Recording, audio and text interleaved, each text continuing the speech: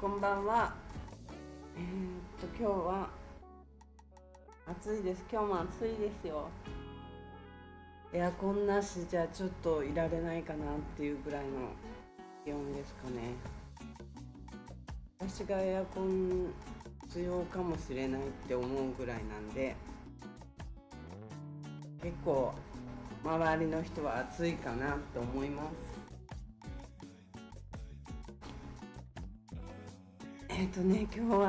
今日もサンセット撮ったんですけど、今日のサンセットは編集間に合わなくて、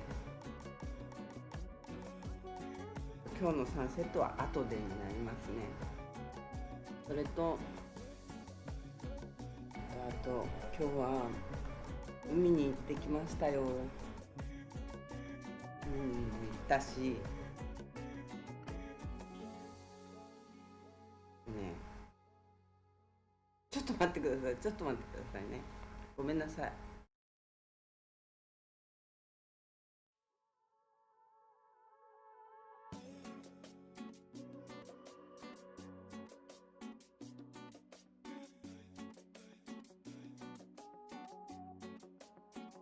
こんばんは、野原さん。昨日は早く寝たのかな、もしかして。コメントがあんまりなかったんで、早く寝たのかなと思いました。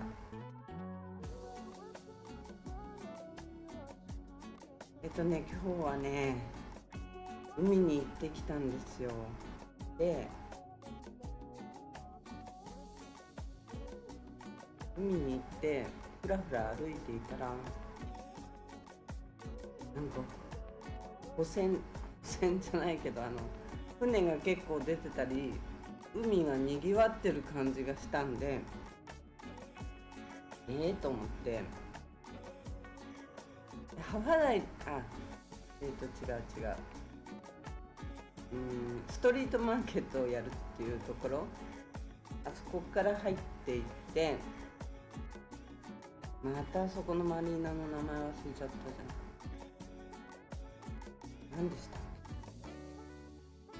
ガラパンチャーチの前ね、あそこから海に出て、であれちょっとにぎわってるような感じがすると思ったんで、ハファダイの方に歩いてってじゃない、行ってみたんですね。でハファダイから海に出て、でまだ向こう側でにぎわってたんで、ハファダイの前はまだハファダイじゃないや、グランビリオホテルの前はまだ静かだったんで、まだ向こうなんだと思って、また向こう側に移動したんですね。まずその初めの港のとこで、なんか女性の人にちょっと追いかけ回されちゃって、日本人は帰れとかどっか行けとか言われちゃって、ここに、ボートキャプテンが来て、ボートが上がってきたんですね、ちょうどね。でその人たちがあの人と関わっちゃダメだよとか言われて、なんか有名な人らしいんですよ。なんかホームレスって言ってましたね。でちょっと怖かったですね、とにかく。めちゃくちゃ怒鳴られて、パラオの人らしいんですけど、そのボートキャプテンから教えてもらったんですけど、お前がパラオに帰れって言っとけとかって言われたんですけど、本当キャプテンたちが上がってこなかったらすごい怖かったことになってましたね。ほんで、クラウンプラ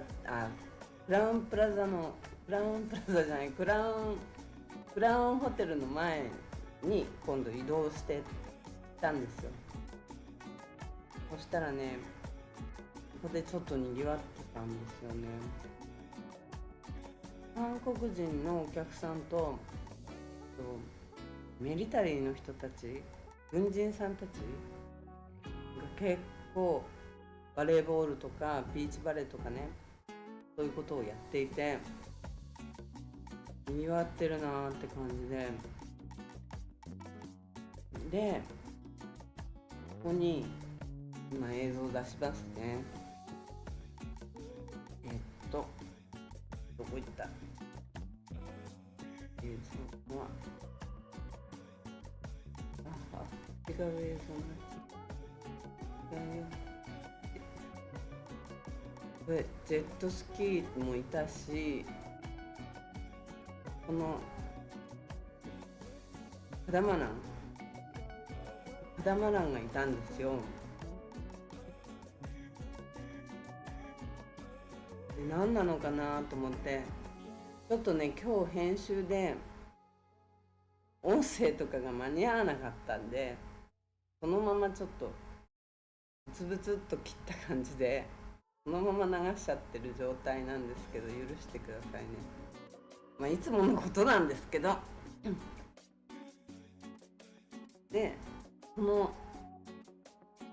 れカヌーっていうんですって。カダマランのお船なんですけど、昔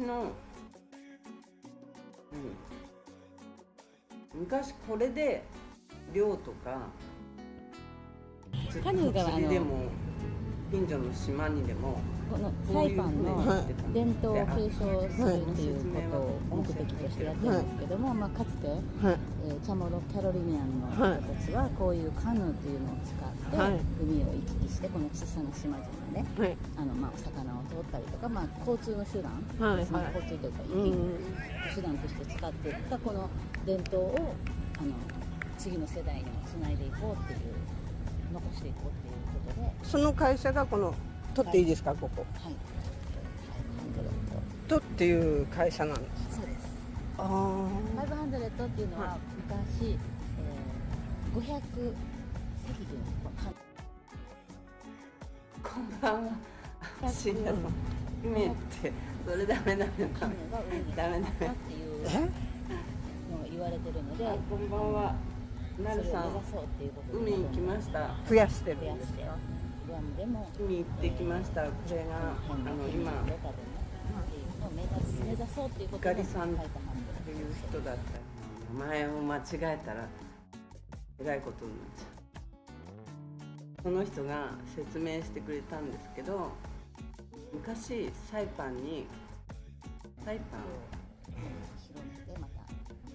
席のサイパンに、この辺に500隻のこういう船がいたんですって。それをサイパンで復活させようっていうプロジェクトらしいんですけど、海行きましたか？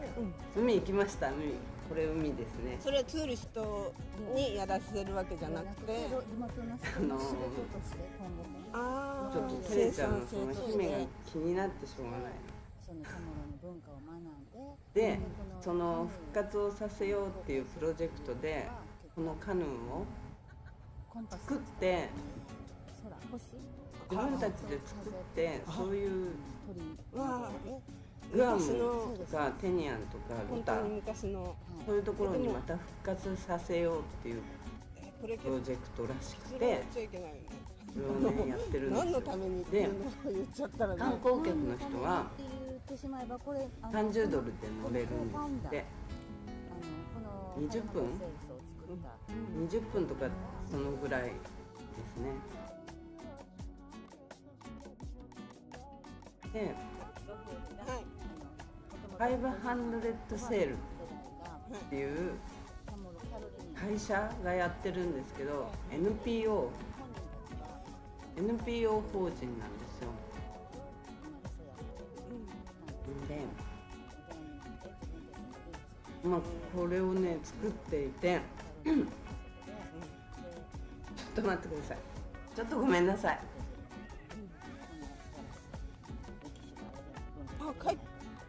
じゃあもう帰ってこられた。初めて。ごめんなさい。咳が出た。その方たちはどこにいるんですか？サイパンにいます。あ、いる。これをね乗らしてもらっちゃったんですよ今日。に継承していきたいなっていう。このね上がってる船はマリオさんっていう人だけしか運転しない。運転なんて言うんだ。でこのもう一つ海に出てる船、この船もカヌーって呼ぶらしいんですよね。でこの人たちがみんな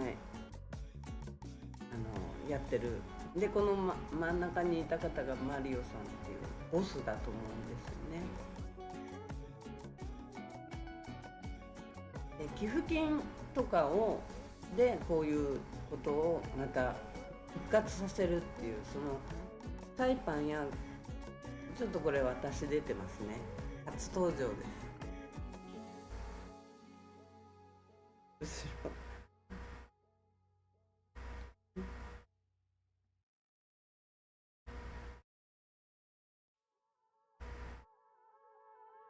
船乗っていいよって言われたんでちょっと乗っていくことにしてみました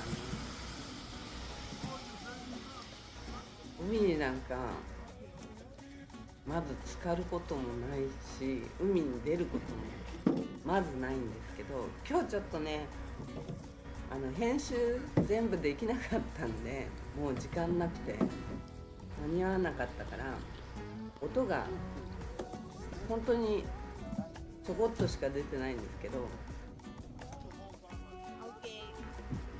めちゃくちゃ綺麗で気持ちよかったですね。なるさん、絵はどこのタイミングで言ってくれたんだろう。めちゃくちゃ綺麗ですね、海が綺麗だし、結構これ早いんですよ。エンジンついてないけど、まあみっちゃんのところにもこれのちっちゃいのがなんだっけ、荷物ツアーするのにあるんですけど、これのでっかいバージョンで4人乗れるって言ってたかな。これでも1台を動かすのに4人クルーが乗ってるんですよ。だから結構経費かかる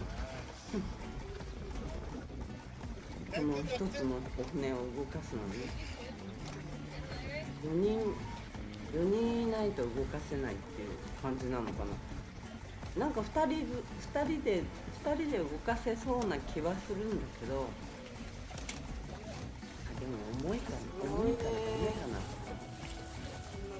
船自体も重いし、船自体も重いから4人はいないと動かせないかもしれない。だから結構経費かかりますよね。4人同時じゃないとお客さん乗せられないね。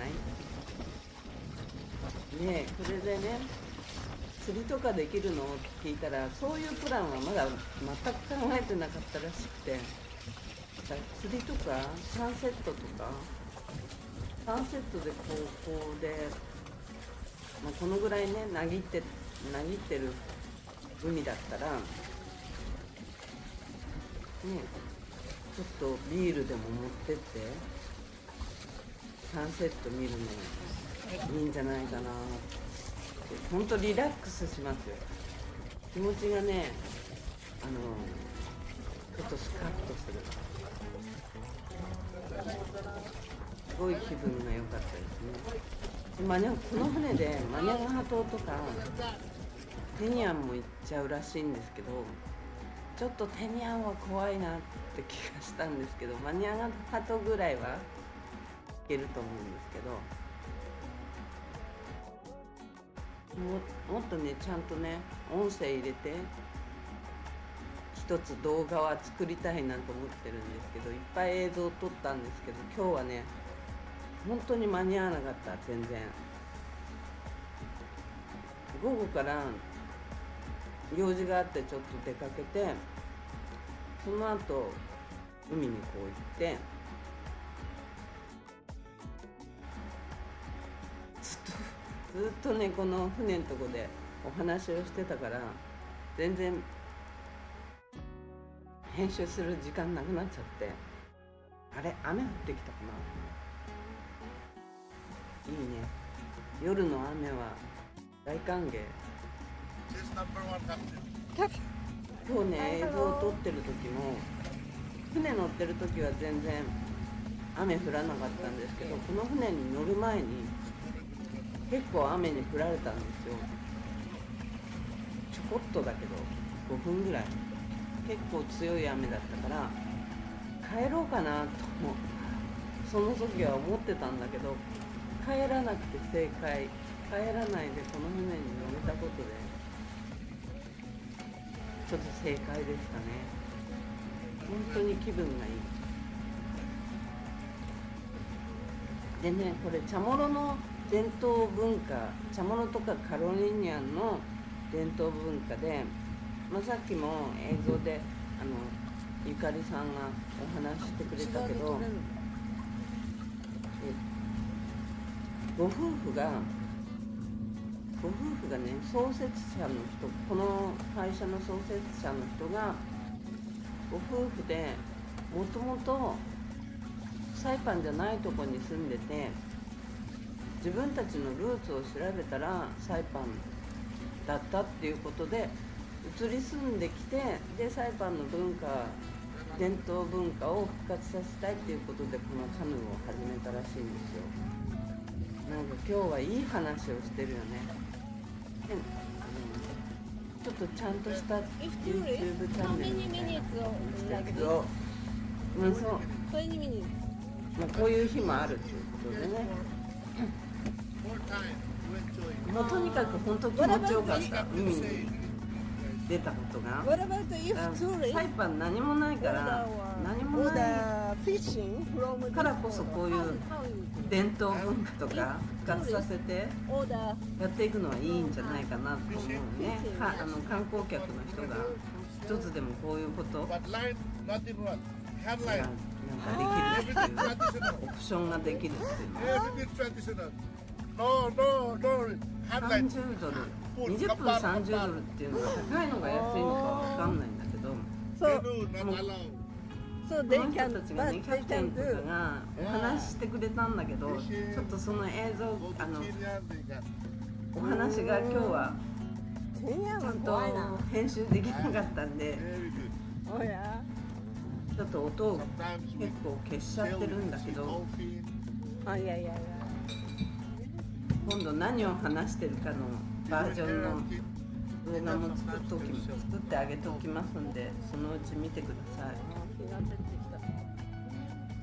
こういう伝統文化のなんかに触れるみたいな感じの人もツーリストで来るのかなっていう感じで、少しだろうけど、そういうところでもチャモロフードを食べたいとか、チャモロの文化にチャモロやカロリニアンの文化に触れたいとかっていうような人はいるから、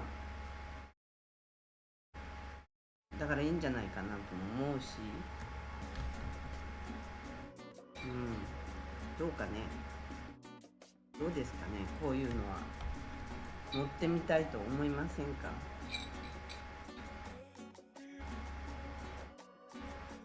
ちょっと待ってください。ちょっとごめんなさいね。こういう文化に触れてみたいとか、そういう感じはどうですかね。ダイビングする人もたまにはこういう日があってもいいんじゃないかと思いません？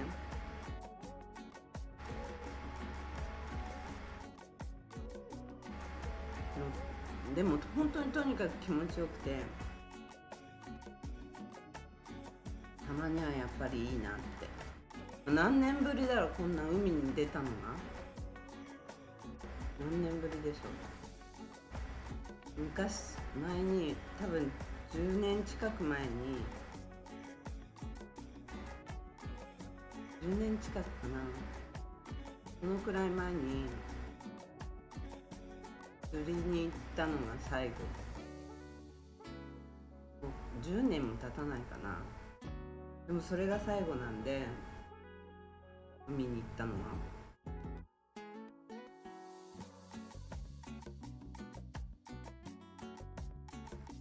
このクルーの人たちが、チャモロやカロリジアンの文化だって言ってたんですけど、Abadi, welcome to 500 Chill. Number one canoe. ここは音入れてる。 Only here, right? Only in Siena Mine. With our captain, Sydney. Sydney. Yeah. 中国の人だったんですよね。Steering Rocky and Kim and five. You're up, you're up.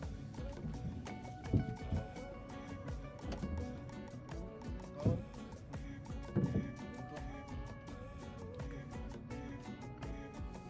このクルーの人たちが遊んで、中国の人であれって感じだったんですけどね。チャモロやカロリニアンの文化なのに、クルーの人たちはみんな中国の人で、陽気な人で優しい人たちでしたね。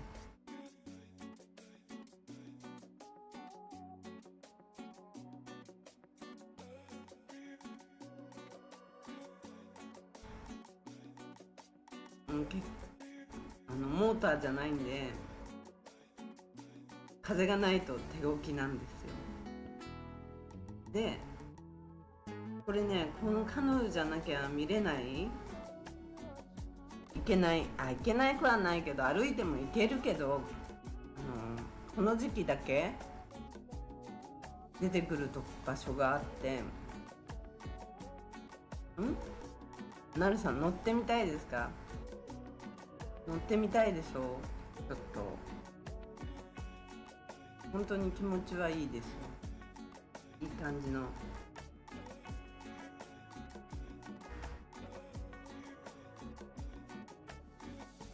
気分がね、晴れますね、本当に。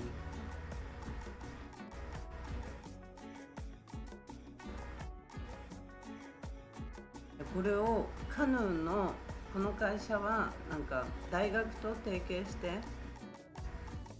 カヌーを作ったり、そういうことをしていくのもこう教えていくっていう感じらしいですね。昔の伝統をこの今の時代にも引き継いでいきたいっていう感じらしいです。ずっと継承していきたいみたいですね。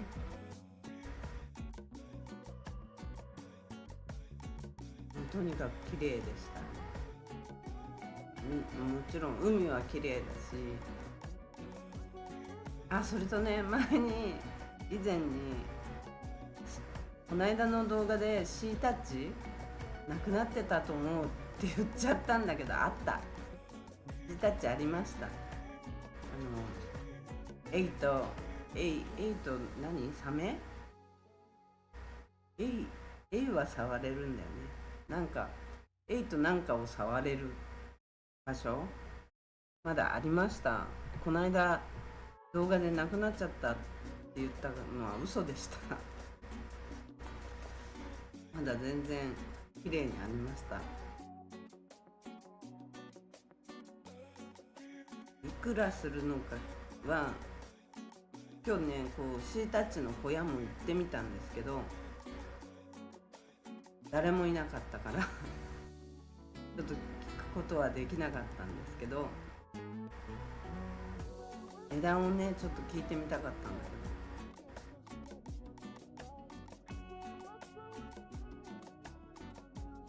けど、いつもクラウンホテルの前にいるらしいです、この人たちで。ホームページ後で概要欄に貼り付けておきますんで、もしね興味があって寄付したいっていう人も、カヌーを作ってこう500隻をこう海に浮かべるのが夢らしいので、そういうのに賛同されるっていう方はぜひホームページを訪れてみてください。500セールスっていうホームページがあるんで、後で概要欄に貼り付けておきますいや今日はね、あとはトランプさんの関税、今日どうなるかですよね。今日の夜中、確かセンチメントは悪いみたいで、ドルがちょっと下がってきましたよね。ドルが下がってくれると、ゴールデンウィークあたりにドルが下がってくれると、海外旅行も行きやすいかなっていう感じもするんですけど、どうかな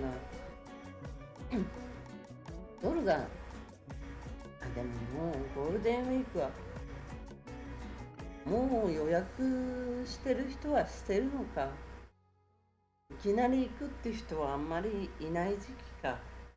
逆にみんな予約をしてて、そうだよね、ゴールデンウィークとか取れないっていう時期だからね。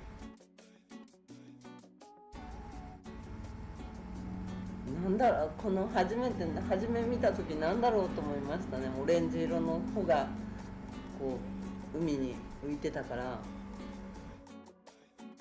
これをハファダイの方から見て、ハファダイじゃない、グランビリオさんの方から見て、あれは何だろうと思って、ちょっとまずあれが目に入りましたね。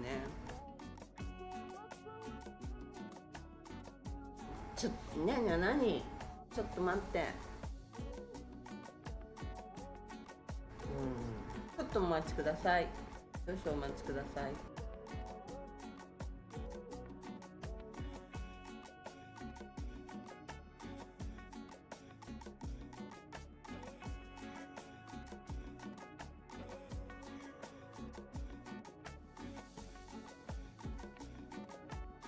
カヌーが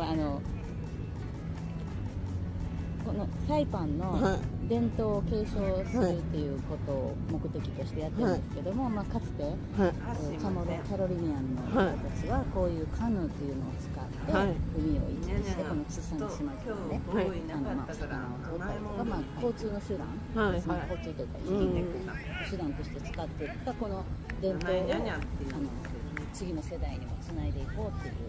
猫の名前つけたことがない。その会社がこの取っていいですか、ここ。はい。取っていう会社なんです。そうです。ああ。500っていうのは昔なんかいたずらしに500状態に席でなんかそういうモードに入ってます。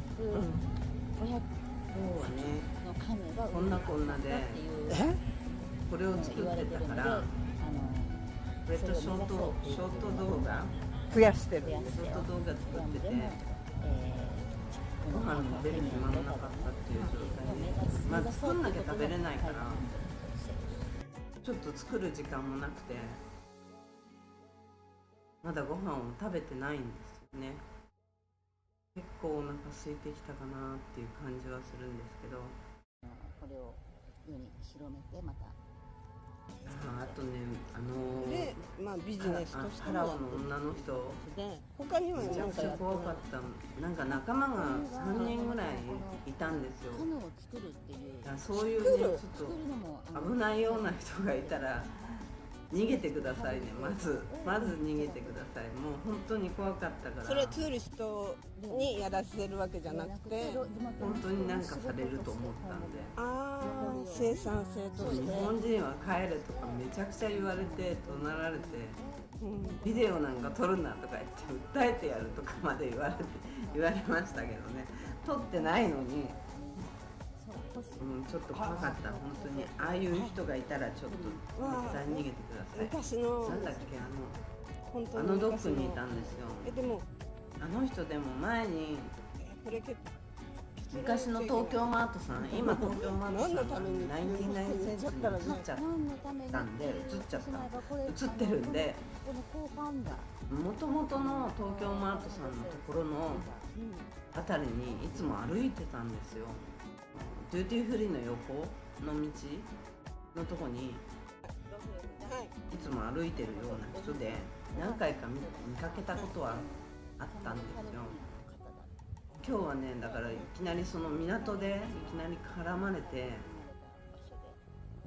ちょっと怖かった。タバコも吸ってないのにタバコくれとか、なんか1ドルくれとかいきなり言われて、ちょっと怖い。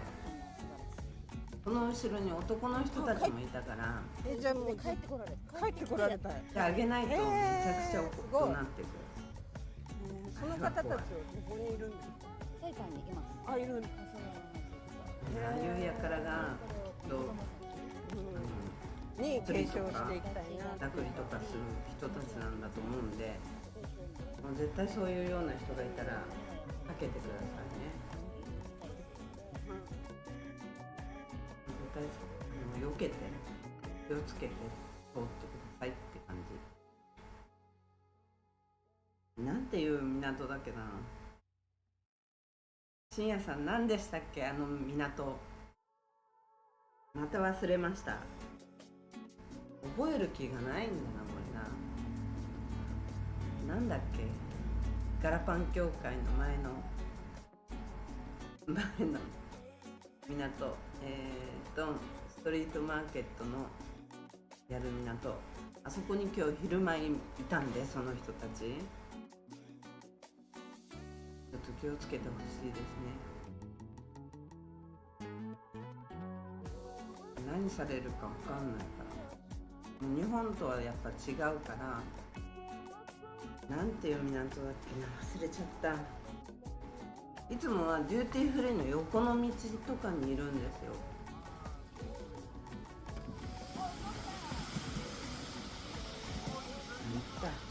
みんな気をつけてください、そういうのは。で、気になるのはやっぱりトランプさんかな。今夜っていうか明日か、今日の朝、9月2日の朝、フィッシングベースシエさんありがとう。フィッシングベース、そう覚えてあ、そういえばこの間動画を撮ってて、フィッシングベースじゃないや、あれはフィッシングベースじゃないや、スマイルコープで動画を撮ってた時に顔つってた人に今日全然違うとこでお仕事中に会いましてね。お仕事を相手の方がしてる時に会いました。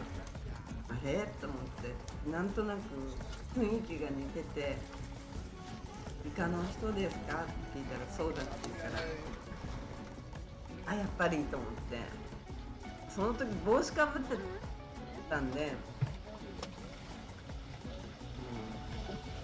そんなに顔は分かんなかったんですけど、なんか雰囲気がそうだったんで、聞いてみたらそうだっていうことで、トランプさんもなんか出てたね。消えちゃった。ツイッターにトランプさんのなんか発言みたいなのが出てたけど、49円下ってくる気がするんですけどね。そんなことないのかな。だから上がっちゃうのかな。そればっかりは分かんないんでね。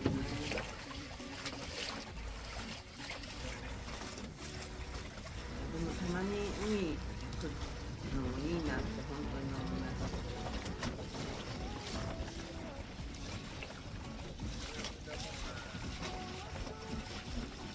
海の上、なんか気持ちがいい、気分がいい。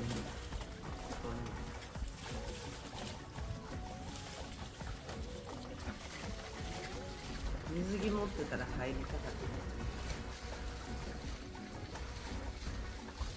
何も考えないでそのままの格好で行ったから、普段のまま普段の状態で船に乗ったから。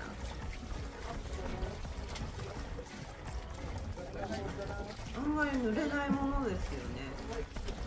全然濡れないで帰ってきますね。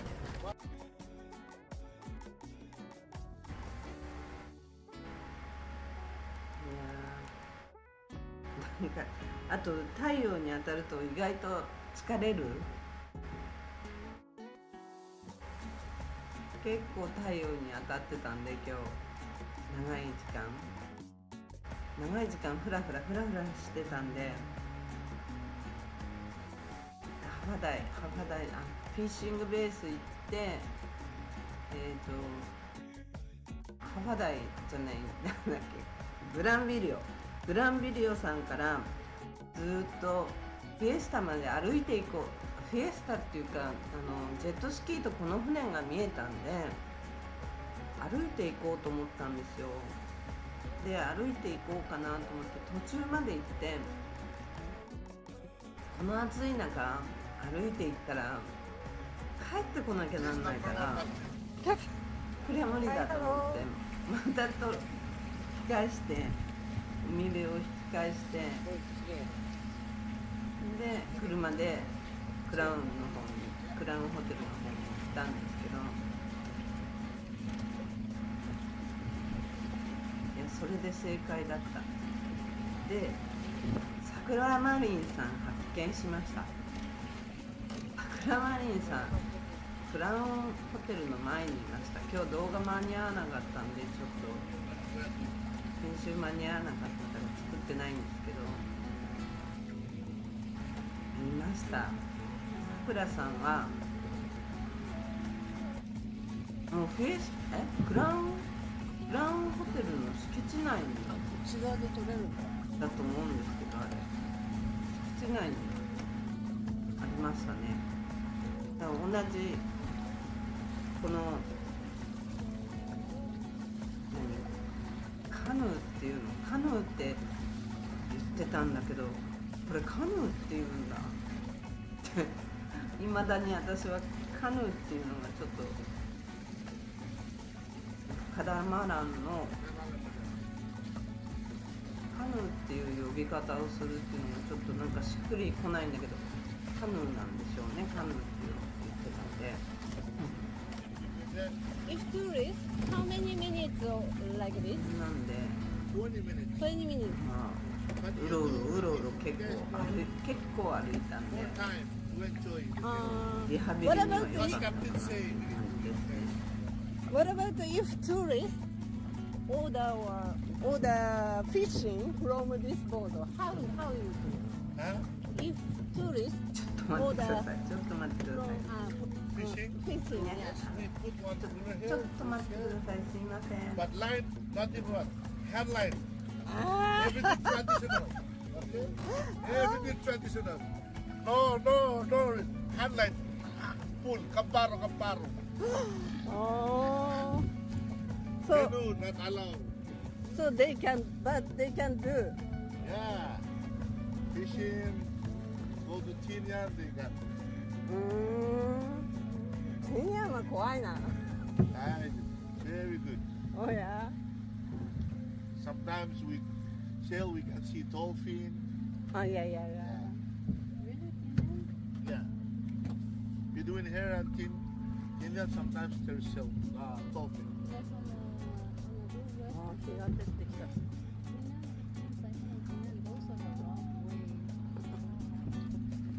綺麗だねこれ。綺麗です。あ、すいません。ちょっと猫ちゃんがね、甘えたいモードに入ってて、もうくっついてくるんで、くっついてくるっていうか近寄ってきて、もうパソコンジャンプがいつ起きてもおかしくない状態に入ってたんで、ちょっと怖かった。ちょっとね、危ないっていうのが。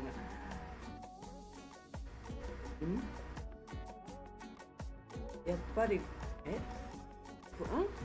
ゴールデンウィーク明けにサイパン行きたくなりました。あ、ね、ぜひ来てもらえたらいいですよね、サイパンね。まあいろいろなことは治安とかは良くないんで、自分で気をつけてもらいたいんですけど、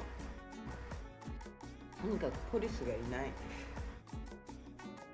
ポリスがまだ働いてくれてないんで、この辺は気をつけて。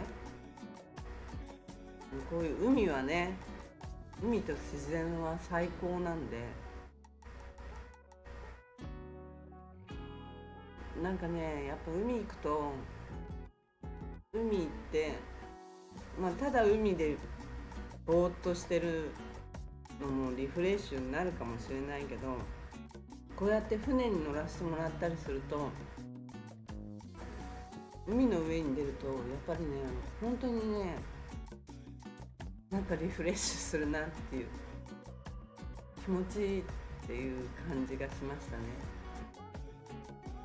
動画撮ったり、なんか GoPro とかこういうのをこうくっつけて勝手に撮ってくれっていう状態で行った方がもっと気分いいかもしれない。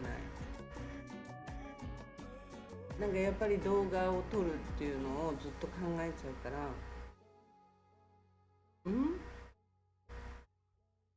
深夜さん、旅行機アップして。Number one country in Siena Only here, right? Only in Siena with our 私どこも行 captain. ってないけどな。 Yeah.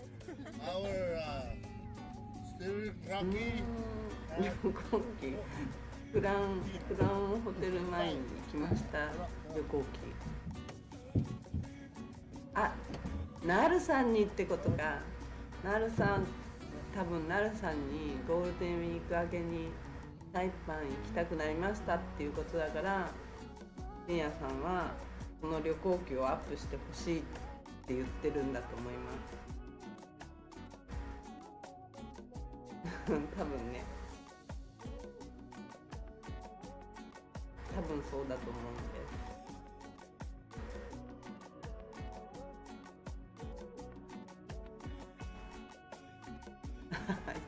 す。なるさんに、やっぱりなるさんに、深夜さん、なるさんにですね、なるさんも行ったらしますね。でもこういうのは本当気分いいから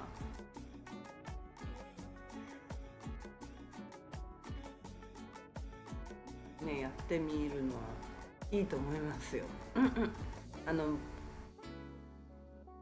なんだっけ、エンジンのついたものじゃなくて、こういう波の音だけで進むのって本当ね、ちょっとリフレッシュするんですよ。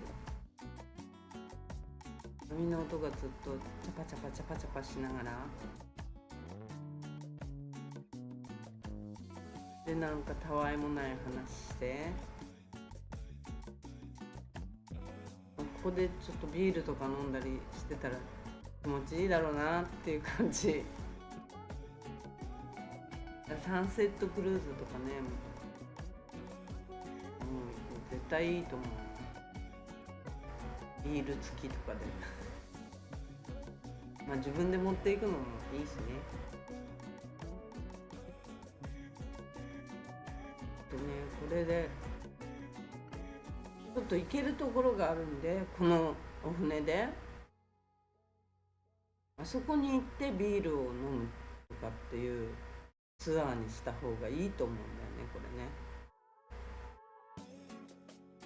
れね。現在のサイパンのおすすめホテル、今の状態で言ったらクラウンホテルはいいよね。バーンとなんか入った時、正面から入った時の雰囲気がすごい、部屋も綺麗だしね。でも普通の部屋は分かんない。8階とかしか行ったことないから、8階7階とかしか行ったことないから、ちょっとねビジネスホテルっぽく部屋は感じるかもしんないけどね。ビジネスホテル、ちょっと言い方が違うな。言い方あとグランビリオもいいと思う。今タガタワーだけしか空いてないんじゃないかなと思うんだよね。タガタワーだけで回してるんじゃないかと思うんで、そしたらだから今の値段とかでタガタワーに泊まれるっていうのはお得だと思うんだよね。今の値段で普通だったら本館とかクリスタルの方を使うような値段じゃないかなと思うんだけど、日本にはライト系のビールが売ってないんだ。売ってないの？コストコとかコストコだっけ？ああいうとこに売ってないのかな。ミラーライトとかバドライトってことでしょ。売ってないの？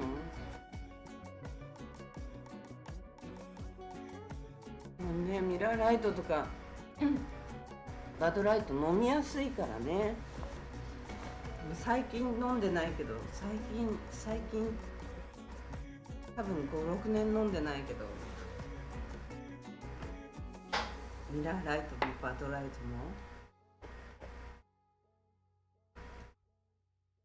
ももうこの死んでた間は全然飲んでないから、全くアルコールを口にしてないっていう状態。飲んだか。飲んでないな。飲んだことを忘れるぐらい飲んでない。全然ね、外部とも接触なしでずっと過ごしてきたの。売ってない。売ってないんだ。ミラーライトとかバドライト。なんか意外。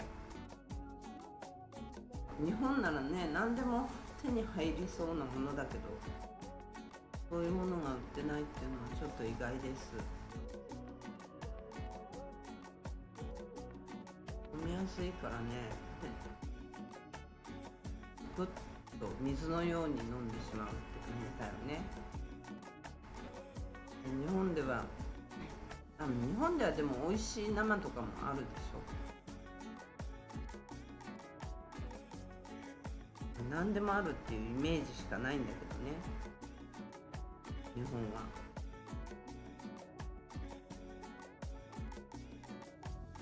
なんかそういうお酒の話してると、最近全く飲んでないのになんか飲みたいなって思う気持ちが出てくる。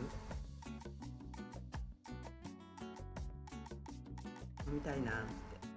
フィエスタじゃない。クラウンホテルはクラウンプラザホテルっていうんだけど、カヌーがはこのサイパンの伝統を継承するっていうことを目的としてやってるんですけども、かつて、チャモロキャロリニアンの人たちはこういうカヌーというのを使って海を行き来して、この小さな島々で、お魚を取ったりとか、交通の手段、交通というか手段として使っていったこの伝統を次の世代にもつないでいこうっていう。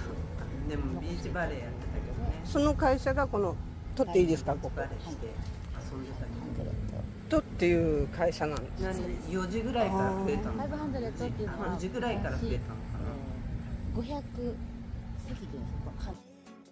もうアメリカ人だらけ。ドカンっていう感じばっかり。のカヌーが海に集まったっていうのが言われてるので、ホテルはそれを目指そうっていうことで今どんどん増やしてるハイアットからマリオット系になるっていうのでリノベーションすると思うから、あれがどのくらい変わるのかだよね。今はあんまりお世辞にもあんまり綺麗とは言えないから、で、ビジネスとしてもやってるっていう形で、他には何かやってないんですか？あそこの入り口のところもカヌーを作るお部屋がリージェンシーの方も古いから中があの辺が全部変わるんだと思うんだけど、綺麗に綺麗になってそれはくれる。ツール人にやらせるわけじゃなくて、地元の人の仕事として今後もああ、うん生産性として結構高い値段出してもいまいちだったから、どんな風に変わるのかちょっと楽しみですよね。なんだっけ、マリオットホテルのあまたそこの名前忘れちゃった。昔そうのですそうです。本当に昔のはい。でもなんだっこれ結論言っちゃいけない。今のあさみちゃん何のためにっていうのを言っあさちゃったらね。みちゃん何のためにって言ってしまうあさみちゃん誰？このコーファウンダー。今のあさみちゃんは誰？あさみちゃんどっから出てきた？あさみちゃんどっから出てきた？深夜さん。はい。もともとおじいさんおばあさんの。あさみちゃん誰？今カノの絵が映ってるけど、なんかカノのマリオさんのカノンが映ってるけど、あさみちゃん誰よ？日本人の人はいたよ。ドアも訪れて、こんな素晴らしい桜マリン。文化がないから。じゃあもうあさみちゃん日本人の人のこと？へえ、すごい。日本人いなかったよ。その方たちは。桜マリンは。名前聞いたけど。へでこれを子供たち日本人なんかいなに継かったよ。承していきたいなって。しかも女の子なんかいなかったよ。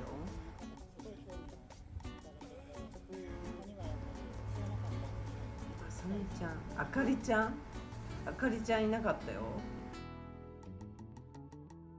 あかりちゃんもいなかったし、どこに映ってた人のこと言ってんだろう。こっち側は500っていう会社の人たちばっかり。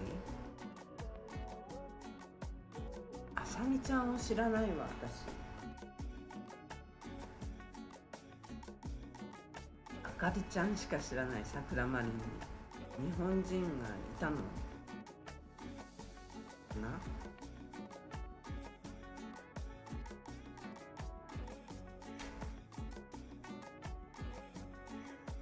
日本人いたのかな。ちょっとわかんないや。なんていう人だったっけな。結構イケメンのあの人何人なの？バングラディッシュなのかな。桜マリンにいたのはマネージャーっていうボスって呼ばれてる人が意外とイケメンのスッとした人で、名前も聞いたんだけど動画で喋ってくれてるから明日編集でそれを出したいと思ってるけど、今名前は忘れちゃった。覚える気がないんだよねこれね。桜マリンね、すごい人いっぱいいた。5、6人いたんじゃないかな、スタッフの人。ボスだって言ってた。マネージャーって言ってたかな。あさみちゃんは日本人なのかな。わかんない。多分日本人はこのもう全然名前が出てこなくなるからやめとこう。名前間違ったら失礼だもん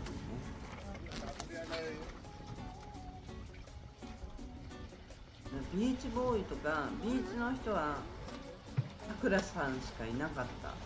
他に全然見かけてない。グランビリオの前に誰もいなかったし、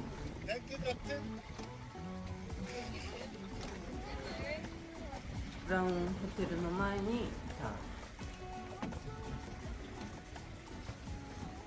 だけで、クラウンホテルの前はこの人たちと500の人たちと桜マリンの人たちがうようよいるから、結構だから人がいるように感じてたし、であとミリタリーの人たちが仕事終わってからなのかな、わーっと増えたんだよね。かなりにぎわってるように見えたね。結構遅くまで、サンセットの手前ぐらいまであの辺うろうろしてたんだけど、今日は韓国人とそのフィッシングベースに着いたボートキャプテンも今日は中国人のお客さんを乗せてたって言ったから、中国の観光客もいっぱいいるみたい。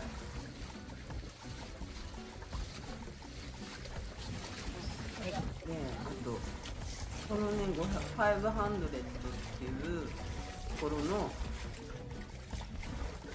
キャプテンが自分で船持ってるらしくて、30フィートの船を持ってるらしくて、釣りで1日って言ったかな、4時間って言って、いやハーフだよね、半日だと思うんだけど、半日で$500って言ってたかな今は。それは多分安い方だと思われます。今の時期だからだと思うんだけど、それとこのお船を、このカヌーをチャーターするのと同じぐらいの値段なんだよね。どっちかっていうとこっちのカヌーの方が安くていいんじゃないかなと思ったんだけど、人ではこのカヌーの方がいるんだと思うんだよね。エンジンで動く方は30フィートでも2人ぐらいで動かせるんだと思うんだけど、はいハロこのカヌーは動かすだけで、海に入れるだけでも4人ぐらい必要だから、これの方が多分お金はかかるんだと思うんだよ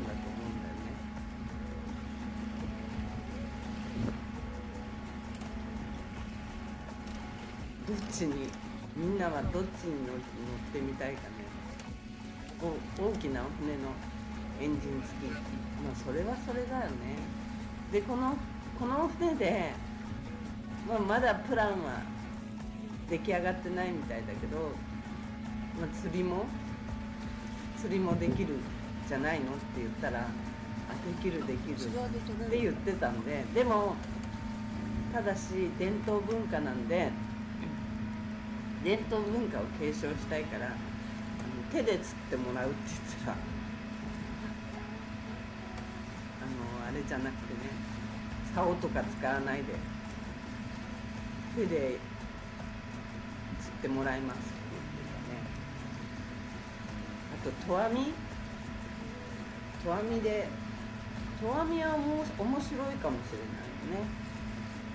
小魚がいっぱい取れると思うから。そういう投網をしちゃいけないとか、そういうあれはないの、レギュレーションはないのって聞いたら、多分ないって言ってたから、できる。What about if tourists 軍手かなんかして、 order fishing from this 普 boat? 通の糸で、If ラ tourists インで order 釣り from するのもいいかもしれない。 Put one cooler here, first here, but line, not in rod, hand line. ちゃんとまとめて、今度は Every bit traditional. クラマリンさん Oh, no, ちゃ no. んと取ってきたからジェットスキー Full, と kaparo. それを出してそうね。 No, not allowed. so they 本当 can うろうろ but した they んで、 can いろい do ろ Yeah. まと Fishing, 明日はまとめられると思う。まとめてみたいと思う。ケニアは怖いな。 very good. Oh yeah. Sometimes we sail, we こ can の see キャプテンの Oh yeah yeah. 奥さんは日本人らしいですね。 Yeah. 日本の Doing 方 hair ら and しいです。 Indian sometimes they're still talking. 結構日本の方と結婚してる人多いのね。綺麗だ。今日は小物の方とカモロの人もいたんだけど、中区の人たち、この人たちお話しして、やっぱりこういう人たちはいい人たちもいるんだなって思ったよね。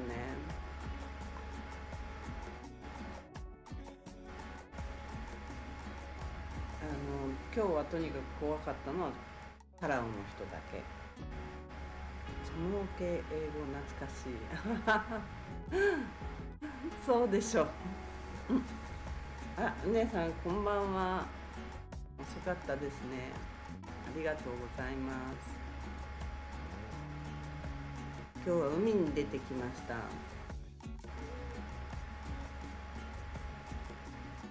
う何年ぶりかの海の上に出てきましたね。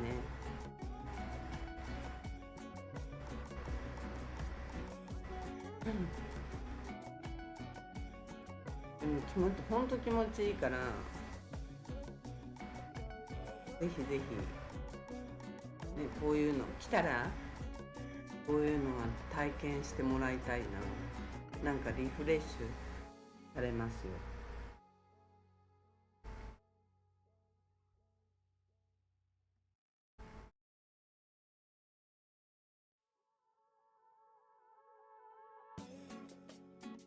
ホロ系の英語ね。そうね、日本では聞かない英語だよね。こういう感じの英語は。いいと思います。本当に。何の船のことかな。海いいですよ。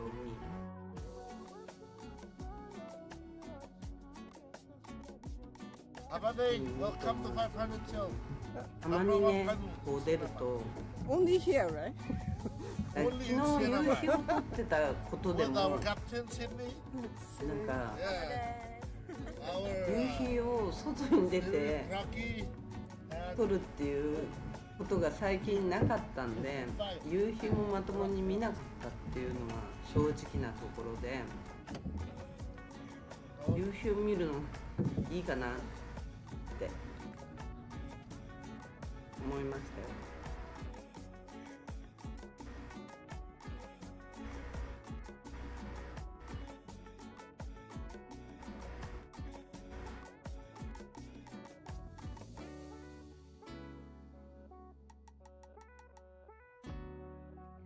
このカヌー手作り、それでヘニアンとかロタとかなんかグアムに行くとか言ってたからグアムは無理だと思うんだけどね。ちょっと波を越えてはいけないだろうと。ヘニアンもちょっと怖いと思うんだけど、どうかな。みんなはこれでも行きたいと思うかな。竹で作ってあるから頑丈なんだって言ってましたけど、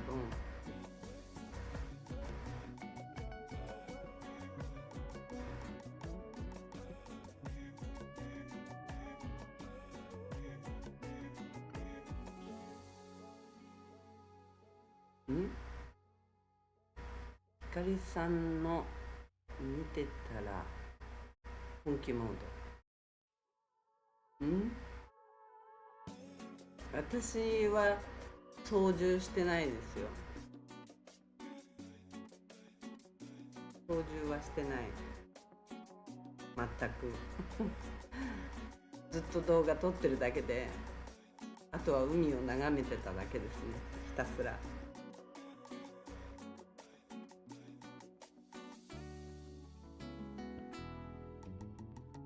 ひたすらね、もう何にもしないでお船に乗せてもらってましたね。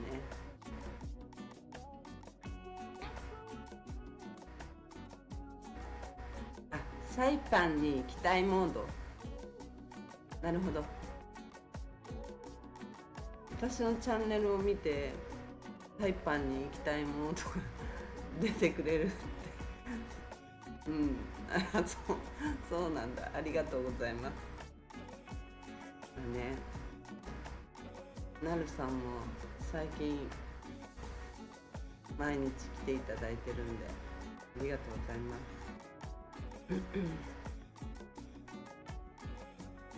姉さんも深夜さんもコメントくださいよ。ね、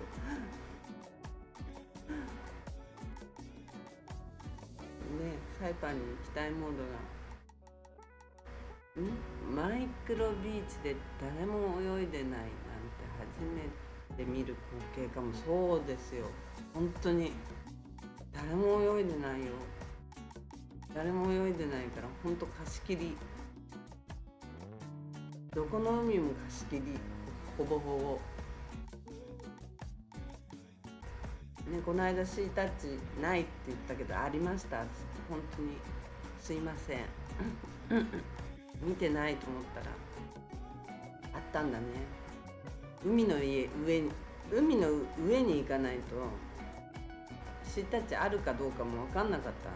お客さんがいなかったから全くいなさすぎて全く分かんなかったです。あん中にエイとサメがいるんでしょうね。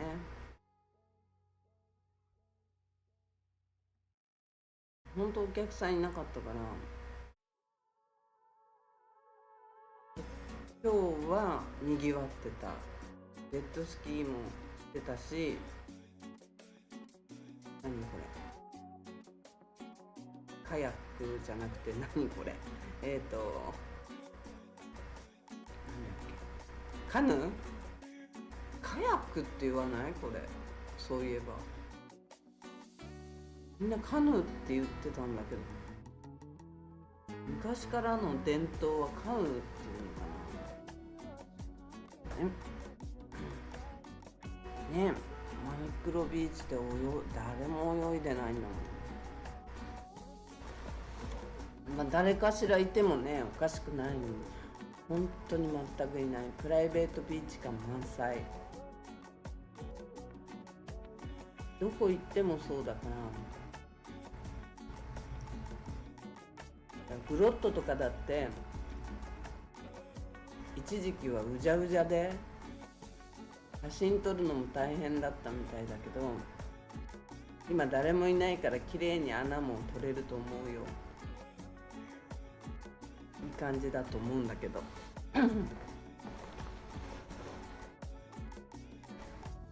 ゴールデンウィークはどうなるか、臨時便が出るのか聞くの忘れた。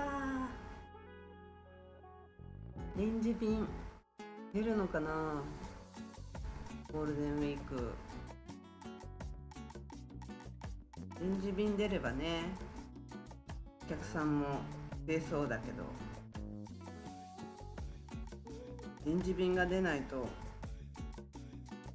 このまんまなんか週3便っていうのがやっぱりみんなね来にくい、サイパンに来にくいって言ってたけど、今日お会いしたお話しした韓国の人たちが来てたんだけど、その韓国の人たちは6日間のサイパン旅行って言ってたから、結構ね長い日程で来てる人多いのね。カヌーがこの間も韓国の人と話したら1週間サイパンの伝統を継承するっていうことを目的としてやってるんですけども、かつて、チャモロキャロリニアンの人たちはこういうカヌーっていうのを使って海を行き来して、この小さな島々ね、大型船だけですか。通ったりとか、交通の手段、交通とか手段として使っていったこの伝統を次の世代につないでいこうっていう、残していこうっていうことで。いや、その会社がこの取っていいですか、韓国の小さいお船と取っていう大会型船を社が見てないよ。大型船がいないよ。昔、500大型船がいないのよ。だから100この桜マリンさんでカヌーが海に集まったっていうんじゃないかな。言われてるので、聞くの忘れてた。ジェットスキーとバナナボートは聞いたん増やしてる増やしてよ。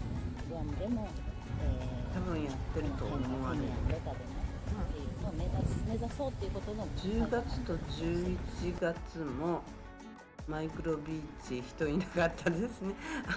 うねさん10月にも来てるんですか？10月と11月。うねさん本当ねサイパンリピーターですね。で、まあビジネス人がいなかったんだ。形で他には何かやってないんですか？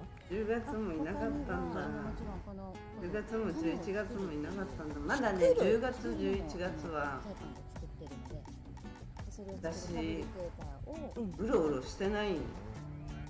それはツーリストにやらせるわけじゃなくて、あんまりめったにうろうろしなかったから生産性として生産をしてマイクロビーチに近寄るのも嫌だったから、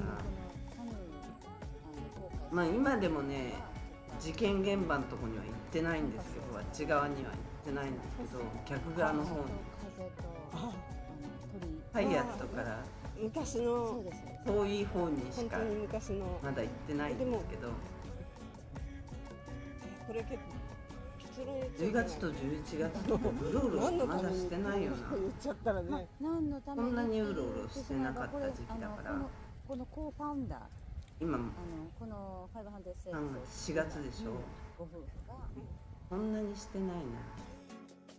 たまに行ってちょっと撮るぐらいの時だったかな。おばあさんの世代が多分サモロキャロリニアンの方がうろうろした記憶がないです。多分今年に入ってから離れたうろうろし始めたんだと思うんですよね、私。子も大人になって自分たちだったかな。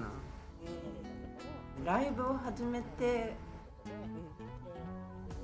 からの方からうろうろし始めたと思うんで、ライブがまだじゃあもうで帰ってこられた帰ってこられた初めて多分24回か5回目、その方たち24回目ぐらいかな。多分あいる、そのまま5回かな。でこれを子供地下なんでに継承していきたいなっていうか、まだまだサイパンをまだまだ知らない。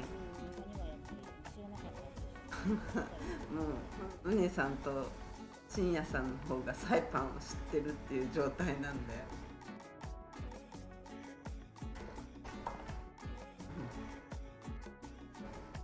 ちょっと待ってください。お水飲みます。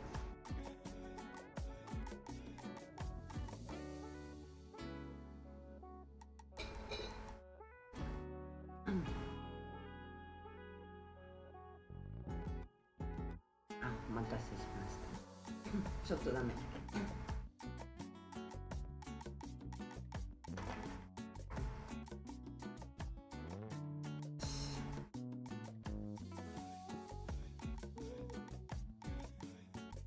私初登場ですね。ビデオの動画に。今日初登場です。どれが私かは言わないですけど。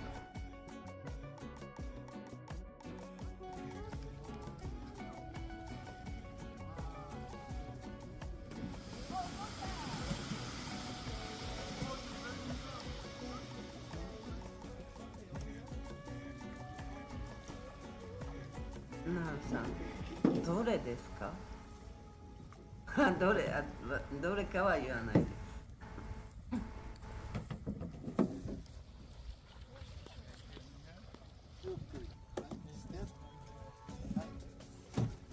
サイパンをまだ全然知らないって言っても過言ではないの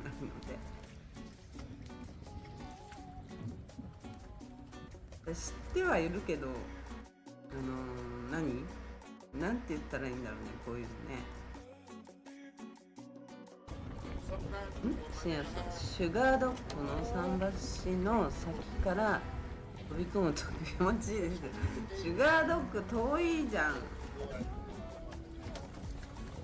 シュガードッグのとこって体験ダイビングでやってたけど、あまり綺麗じゃないよね。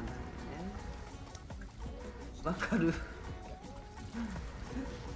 シュガードッグぐらいわかるよシンさん、私がシュガードッグわからないと思ったんでしょ。シュガードッグぐらいわかるんですよ。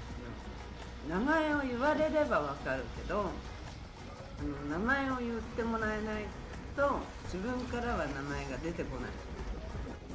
どこどこっていう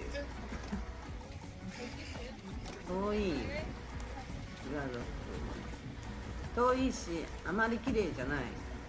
あの辺のシュガードッグの海の周り、すごいね。やっぱりね、こっち側のが綺麗だね、透明度とか。なんか浮遊物がこう、浮遊物っていうの、プランクトンみたいなのが多い気がするんだけど、プランクトンなのかなんだかわかんないけど、シュガードッグの場所名前を言われればわかる。名前を言われないとなんだっけってことになっち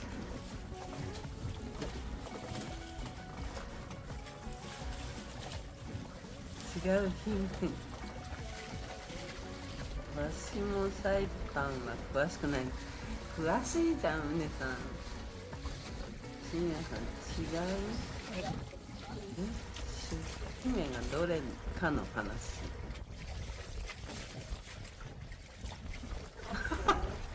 そういう姫やめよう。もう姫の姫はその姫は使わないでください。なんかおかしいから。カタカナの「ひ」と「め」ならまだいいけど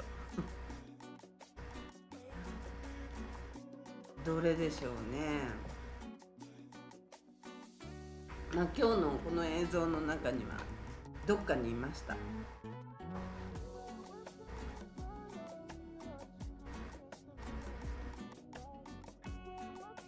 じゃあ深夜さんも私とはお会いしたことはないってことかな。なるさんもお会いしたことないってことだもんね。お会いしたことある人はもう一発でバレちゃうって感じかな。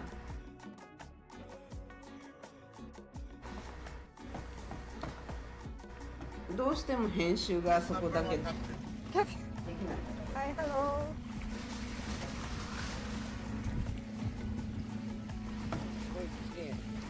ちゃんとね編集すればちゃんとカットできたんだけど、もう時間がなかったから。昼間にショート、昼間じゃない、帰ってきてすぐショート動画だけ上げて、今夜ライブしますって言っちゃったし、ちゃんと動画1本ぐらい作んなきゃと思ってパパって作ったから、実は岸田さん、実は何実は実は何実はなんか告白、なんかなんだっけ、なんて言うんだっけ、言葉が出てこない。言葉がなんだっけ。実は何ですか。実は気になるじゃない。実はの先を書いてください。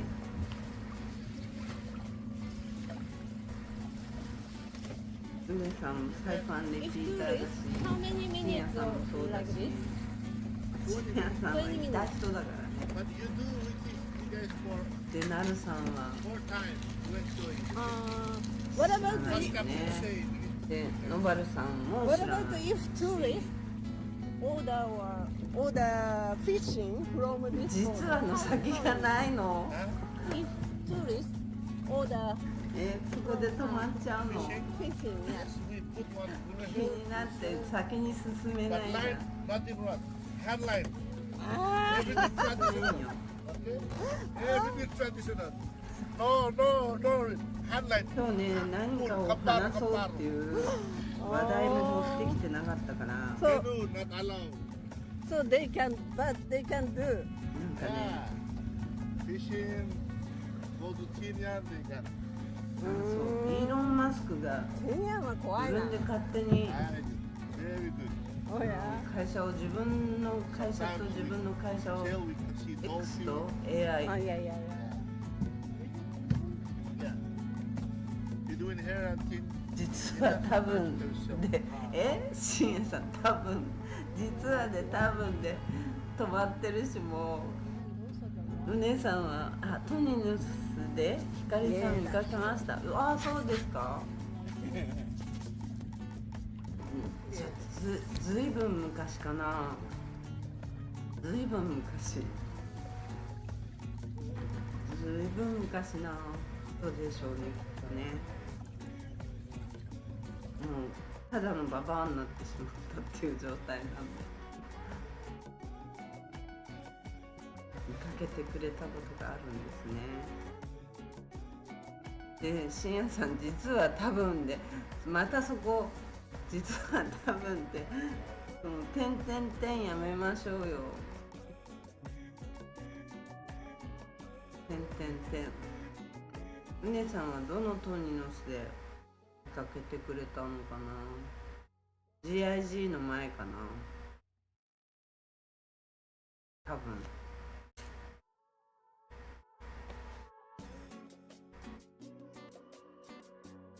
ガラパンの中の方のトニノスかな小さいお店の時そうだと思われる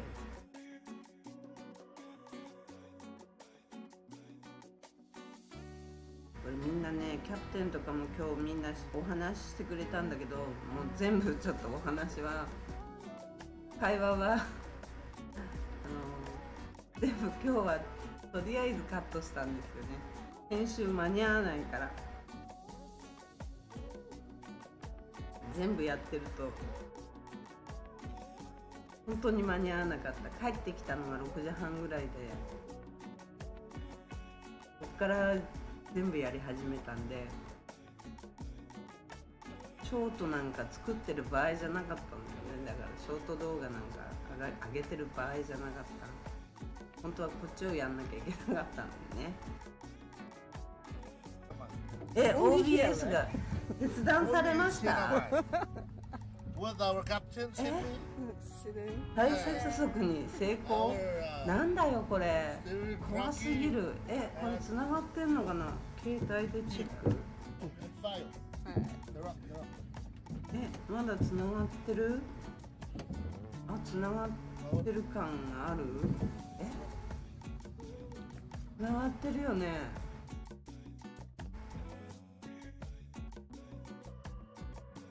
おいおいもしもしって繋がってるよかった両店の並びのトニノス角のとこですねうわあそこでお会いしたそうなんだこれは珍しいかもしれないかも珍しいです多分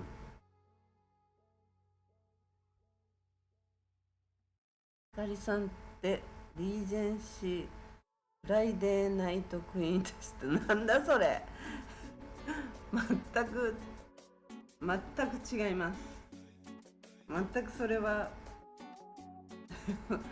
違うと思いますよリージェンシーフライデーナイトクイーンでした何のことだか全くわからない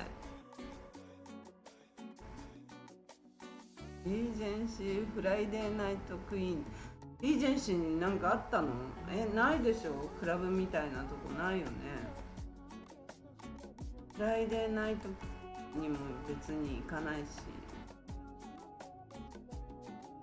全然多分私じゃないなそれは多分分全然違うと思われる。リージェンシーはお寿司食べに行くぐらいだったから、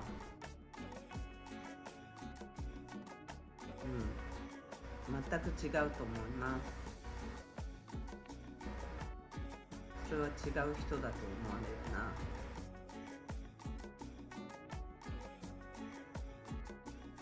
誰と勘違いしてるんだろう、深夜さんは。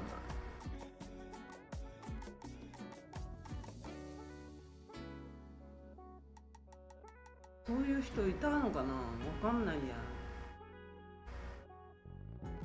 そういう人がいたこと自体知らない。とにかくね、世間に疎いんですよ、私。世間のことを本当に、サイパンの世間のことを知らない。金曜日のはディスコにそんなことも知らないもん。どこがディスコになってたの？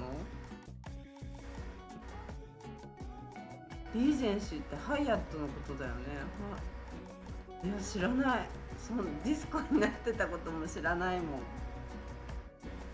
ディスコあったの？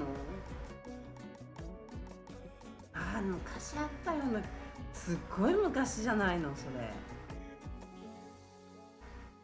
れ。20年前ね。もっと前じゃないの？リージェンシーのなんか入って右の方に右の奥かなんかにあったのかな。半地下みたいなとこにあったのはブランドとかそっちの方だと思うから。いやでも多分1回とかしか行ったことない。多分かなり昔の話だよそれ。うねさんも20年前だったって言ってるし、うねさんはそんな昔から来てるってことなんだね。ほんとサイパンフリークなんだ。この間マジックショーが始まる前、それもあった。白い虎の前。いや行ったこと1回ぐらいしか行ったことない。話題にじゃあって試しに行ったぐらいしか行ったことない。マジックショーがあったことさえ忘れちゃった。白い虎いたよね。どこ行っちゃったんだろう白い虎。どっかにグアムに持ってったのかな。グアムはまだあるのかな。マジックショーがあるよね。あんな大きな建物建てたんだからグアムはね。多分グアムに行ったのかな。白い虎いたよね。マジックショーの人たちもいなくなっちゃったね。マジックショーだって私2回か3回しか行ってないもん。なんだっけマジックショー自体も忘れちゃった。なんかこう有名な言い方があったよね。ビーチにサムいなかったですか？うねさん、ビーチにサム？何人だろう。サムっていう名前は聞いてないですね今日。でも桜マリンのとこに5、6人人がいたんで、スタッフが多分スタッフだと思われる人たちが5、6人いたんで、その中にサムがいたかもしれないですけど、多分サムという人とは喋ってないです。彼女がこのサイパンの伝統を継承するはっていうことを目的としてやってるんですけども、かつてはいチャモロキャロリニアンの人たちはこういうカヌーっていうのを使って海を行き来してこの小さな島々でね、はいお魚を取ったりとか、シュッとしたイケメンの人はいですね。交通というか生きる手段として使っていったこグラマリンの伝統をのバングサム。次の世代にもつないでいこう。バングラディッシュの人ばっかりでしたよ。その会社がこの取っていいですか、ここは。はい。取っていそのう中にサ会社なんでムがいたかもしれないけど、500っていうのは昔喋ってない。500シュッとした明日動画に出てきますね。 500隻のカヌーが海に集まったっていう下のが言われてるので、倉さんの動画それを目指そうっていうことで編集しようかな。増やしてる増やしてグアムでも、この辺のケニアのロタでもっていうのを目指そうっていうことのクラマリン今日やっと見つけたんで、クラウンホテルの中敷地内にいましたよ、みんな。ここにテントがあってでこう仕事をしてました、営業してましたね。で、ビジネスとしてもやってるっていう形で、他には何かやってる。中国人のお客さんもいたし、ツーリストもいたし、カヌーを作る韓国のツーリストの作る方もいたんで、サイパンを作ってるので、それを作るファブリケーターを育てる、それはツーリストにやらせるわけじゃなくて、地元の人の仕事として今後も生産性として、生産をしてみんなはこの時間だからでこのカヌー一杯飲みながらなのか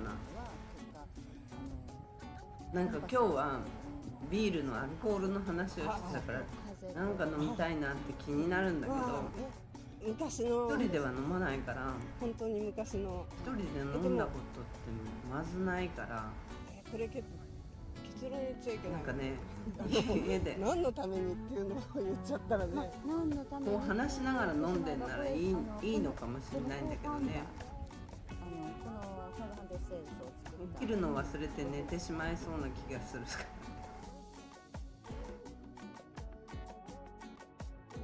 最近飲んでないっていうのもあるし、一杯飲んだら一口飲んだらね、なんか言ってはいけないことも言ってしまいそうで怖いよね。最近はなんとかっていうのがうるさいらしいから。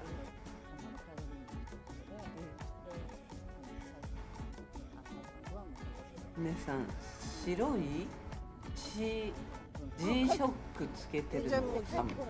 足の時計って何それ？その方たちを差し上げたの。いるプレゼントしたのかな。白い G ショックつけてる人なんだ。に継承していきたいな。今度見ときますね。明日映像に映ってるかもしれないよね。深夜さん、第一ホテルにマーメイドありました。いつの話してん？ないマーメイド。マーメイドのあった小屋自体がないんじゃないかな。シータッチの小屋があるんだけど、この小屋は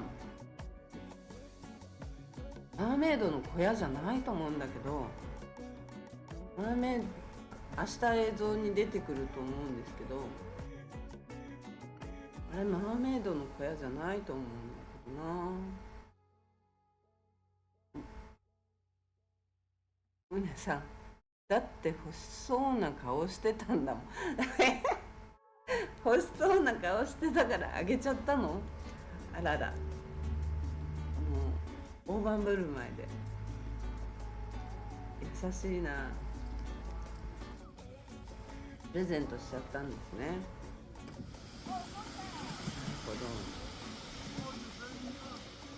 いや明日映像に出てきてG ショック、白い G ショックをつけてたら、じゃあサムさんなんだな。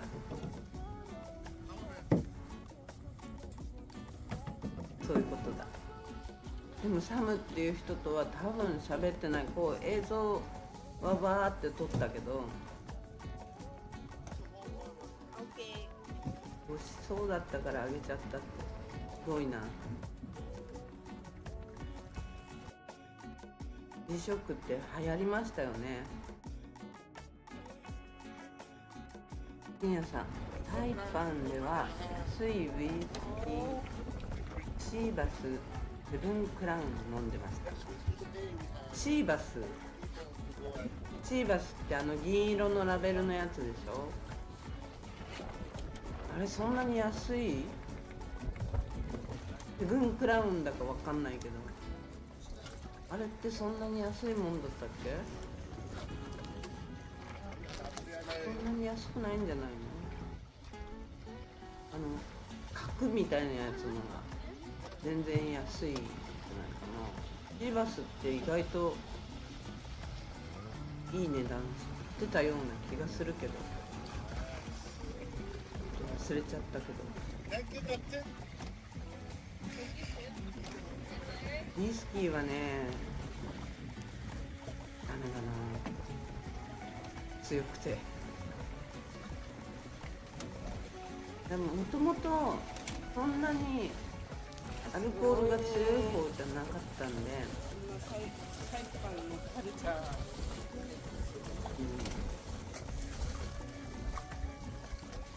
シーバスリーガルではない。シーバスリーガル、銀色のラベルのはシーバスリーガルっていうんだ。深夜さんが飲んでたのはシーバスセブンクラウンっていうのなんだ。知らないわ。姉さん、フィリピンパブのマーメイド出禁になる。何したの？もうあそこ出禁になるって何したんだろうな。あそこ出禁になるって相当なことしたか、おトイレでなんかしちゃったか、めちゃくちゃテキーラ飲んで騒いだか、テキーラ飲んでなんかやっちゃったかだよね。おいたしたかだよね。その辺しか、あそこ出禁になるって、うねさんやばいな。うねさんそれ結構レッドライン超えたんですね。あそこなかなか出禁になる人いないんじゃないかな。大暴れした人でも出禁にならない人いっぱいいるからな。マーメイドも懐かしいですね。マーメイドとかやっぱああいう系がうねさんうふふやっぱりその辺だろうね。その辺じゃないと出禁にならないってなかなかじゃないけど、トイレでなんかしただろう。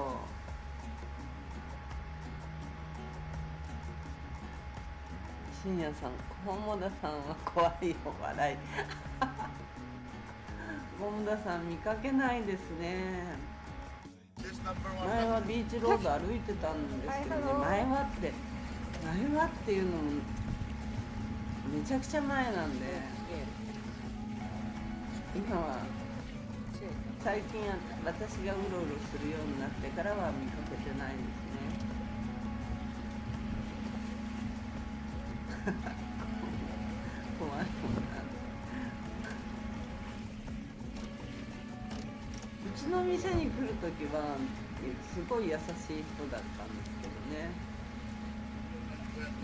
人の店に来て暴れはしないです。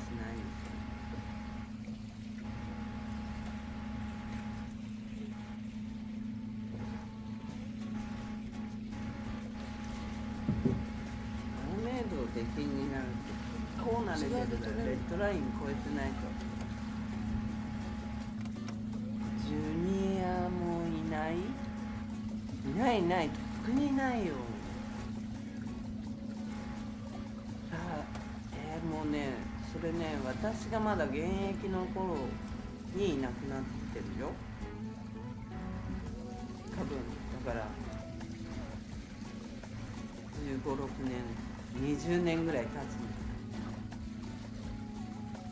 うねさん、それが覚えてない覚えてないんですよねって覚えてないの？ If tourist, how many minutes like this? 覚えてなくて出禁になっちゃったんじゃん。 What you do which is ちょっとやばいね。 more time to enjoy. ちょっとまずい What で about す What ね。 captain say? We need to give you guys. What about if tourists order fishing from this boat? How ちょ you っとまずいですね。 if 覚えてない。 tourists order え、その見えない。 Fishing. その話聞きたい。その話聞きたいそうですよ、 But う line, ねさん。 not in what? Headline. ah Everything traditional. Okay? Everything traditional. ジュニア。 No, no, 息子 no. さん Headline. いない。 Full. 本当 Kamparo, にいないと kamparo. 思う。 oh ずいぶん前だと思う。そう20年ぐら so い経 they つん can じゃないか but な。 they can do Yeah. Fishing. Go to Tinian. They can. っていうか、20年ケニアは前怖いなにサイパンにいたっていうことかな、深夜さん。おや Sometimes す we ごい古い sail, we can ね see 話。 dolphin. 昔のことよく知ってるもんね、本 Yeah. We do in here and Tinian. Sometimes there's still dolphin. 当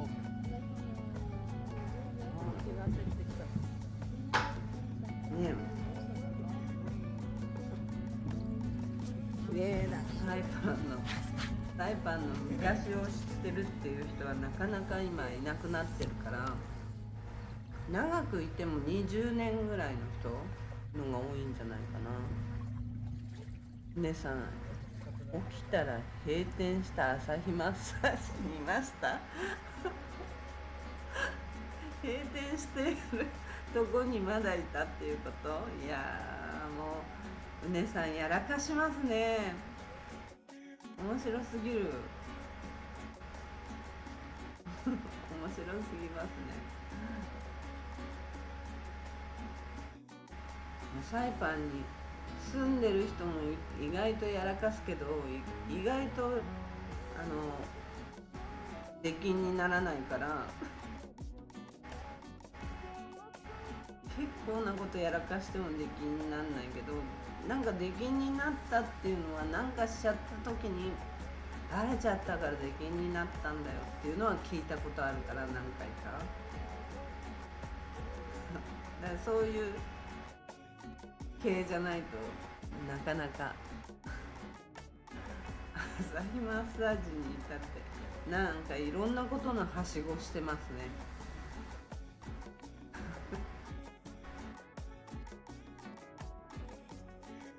深夜さんもなんだっけ、あそこなんだっけ、病院の方の後ろのアパートに通い詰めてたぐらいだからいろんなことあったと思うんですけどね。深夜さん、朝日の純子ママは優しかったですよね知らない。優しい朝日の純子ママって古すぎないか？古いな多分古いと思う。多分古すぎるぐらい古いと思う。 Abade, welcome to 500 Show. Number one canoe in Siena Only here, right? Only in Siena いや古いと思うな。 With our captain Sydney. Yeah.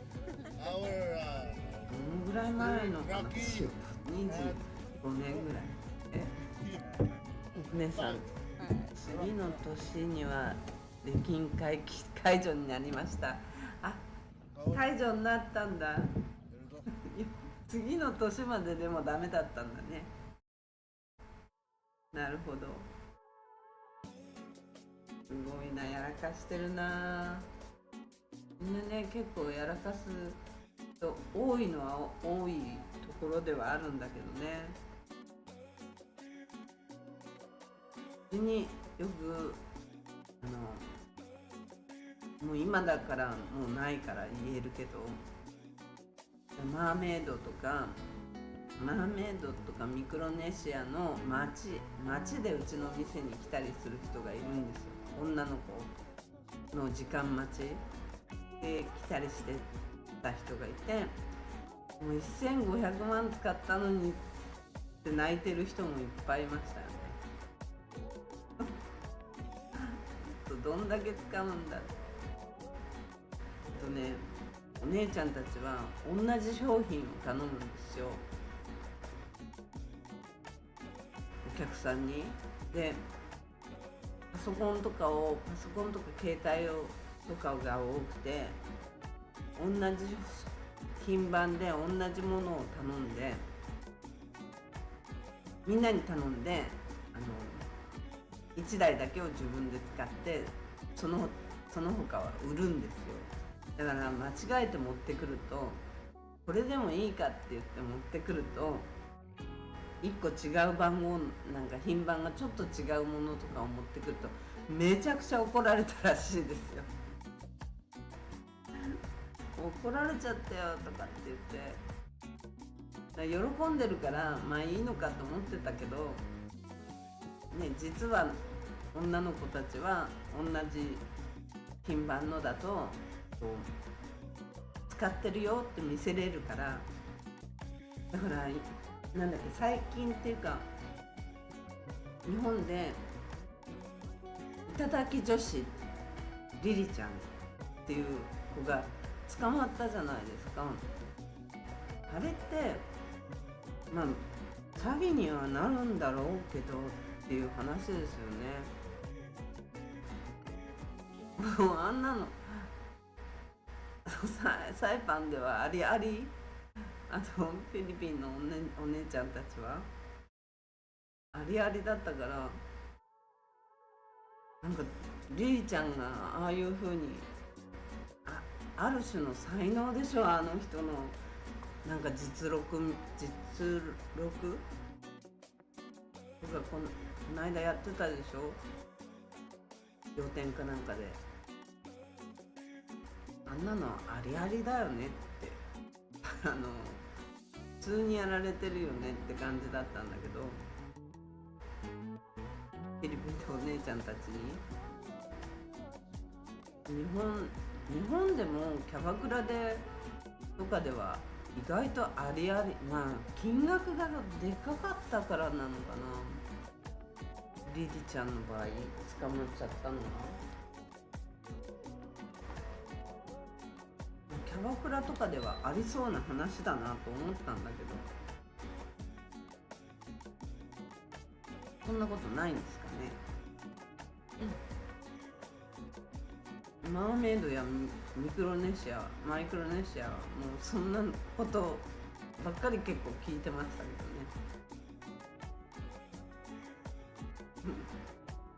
どね。なんでみんな黙っちゃうの？そんな黙んないでください。夢を壊すようなこと言ってしまったかな。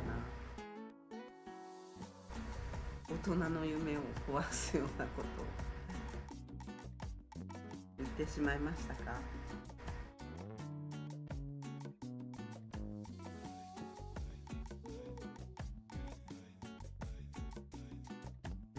なるさん、多分そうですよ。大人の夢を壊したかな今。ガラガラガッシャンっていう感じですいません。申し訳ないです。お話ししてよ。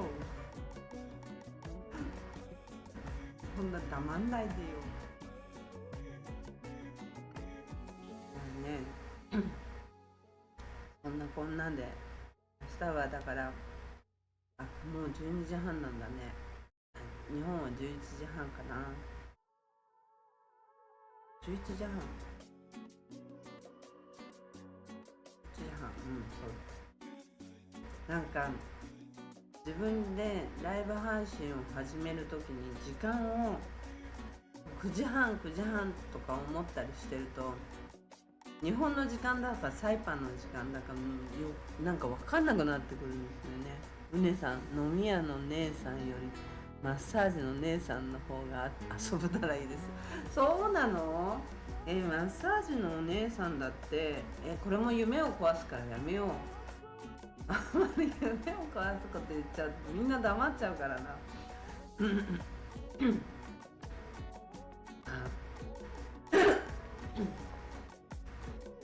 ね、夢いっぱいでね、やっぱり男の人とかは来るわけだから、中国の女の子たちもうちの店とかに来てたりしてたんだけど、まあすごいよすごいですよ。夢壊しちゃうとちょっとカヌーがまたお酒飲んだ時このならね、サイパンの伝統を継承するっていうことを目的としてやってるんですけども、まあ、かつて、姉さん、チャモロキャロリニアンの人たちはこういうカヌーっていうのを使って海を行き来して、このその分お金ね、取られたりまあ、してるんでし魚を取ったりとか、ょ。まあ、交通の手段ですね、交通というか行き手段として使っていったこの伝統を次の世代にもつないでいこう1日分とか残していこうっていうことで、その会社がこのトっていいですか、ここはい、トっていう会社なの。そうです。あ500っていうのは昔どこが500席でまあいっぱいあるからね、マッサージ昔はもう500ここもそこもマッサージだらけだったからっていうのが言われてるので、それを目指すお金払わないで行ってたんだ。増やしてるあ、それはね結構でも、この辺のないかもしれない。っていうのを目指そうっていうことのお店にだいたい1時間2時間とかその時間分払って一緒に連れ回してたっていう方が多いから、これを世に広めてまたそういう話の方が多い。で、まあ、ビジネスとしてもやってるっていうことで、ないもん、お金払わない、お店に払わないで。他にはもちろんこの今度カヌーを作るっていうああいう店はでも作るのも必要なんだよね、サイパンには。それを作るファブリケーション深夜さん、トニーノスのそれは横のツーリストプロマッにやサージらせるわけじゃなくて、うまかったですよ。どこ？仕事としてどこ？ああ、生産性として、それどこ？そのチャモロの文化どこ？で、このカヌーで紹介する GIG の方ってことだよね。コンこパスを使うとね、こにマッサージ屋があるって言ったら、風とあ、鳥うわプロマッサージ。昔の、そうですプロマッサージって名前だったのかな。でも知らないわ。結論言っちゃいけないよね。うちができる前にあったのかな。言っちゃったらね、まあ、何のためにって言ってしまえばこれこのコーファウンダーいや、あったことさえ忘れちゃった。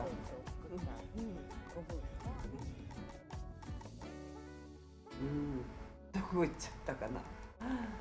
なんかあったっけ、マッサージ屋さん。もともとおじいさんおばあさんの世代があった気もするし。キャロリニアンの方だなんかあった気もするし、なんかちょっと思い出したような、ちょっと思い出さないような。生まれ育ってしたんですけども、大人になってマッサージはうまかったですよ。で、何がうまかったのかな。マッサージが、本当のマッサージが上手だったのかな。この辺ちょっと危ういからな。いろんなことがね。じゃあもう帰ってこられた帰ってこられたよ。初めてすごい。その方たちはどこにいるの？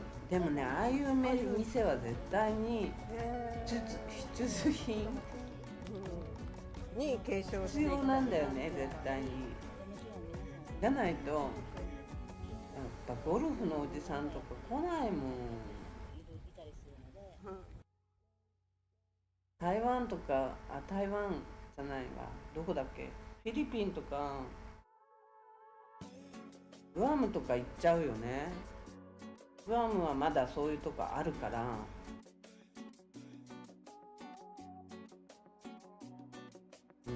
らそういう夜の楽しみ、マッサージだけじゃなくて、やっぱキャバクラみたいな、ああいうとこがないとそういうところが完備されてるタイとかね、バンコクとか人気じゃない？そっちに行っちゃうよね。大体がサイパンでまずヤクザの人たちが来なくなった時、入れなくなった時、あの時が結構やっぱバーンと落ちたでしょ。ヤクザの人たちの新年会みたいなの多かったじゃない、サイパン。そういうのが全くなくなっちゃったから、バンバンナイトクラブで使う人たちがちょっと減ったよね。で今度はもうマーメイドとかもなくなっちゃったから、ゴルフのお客さんも来なくなっちゃったでしょ。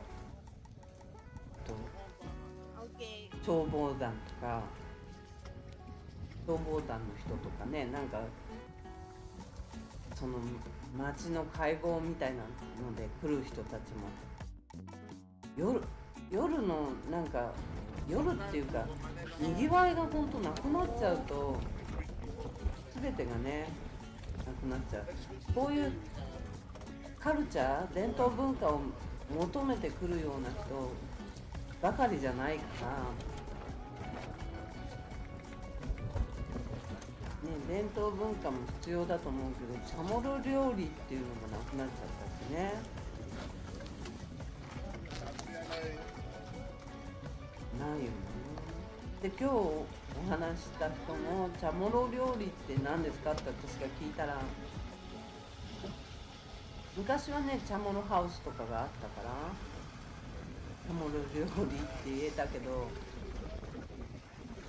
バーベキューがチャモロ料理だって言ってたけどね。確かにそう言われればそうなんだけど、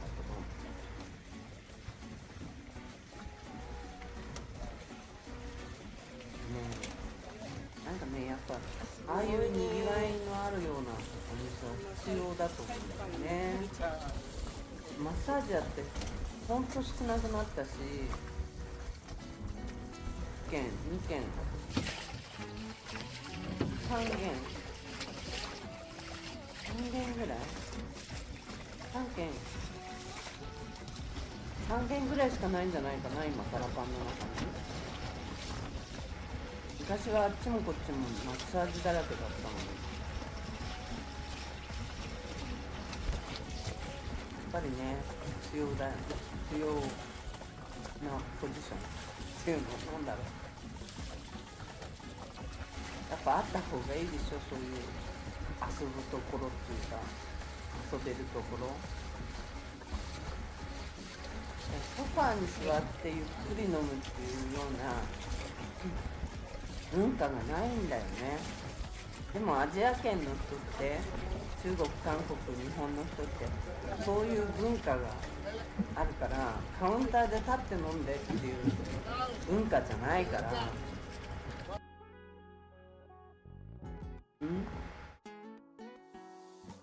東南アジアに行くよりサイパンに行く方が奥さんに怪しまれないとそうかもしれない。東南アジア怪しいよね、大体。東南アジアは確かに怪しい。何でもありありだからね。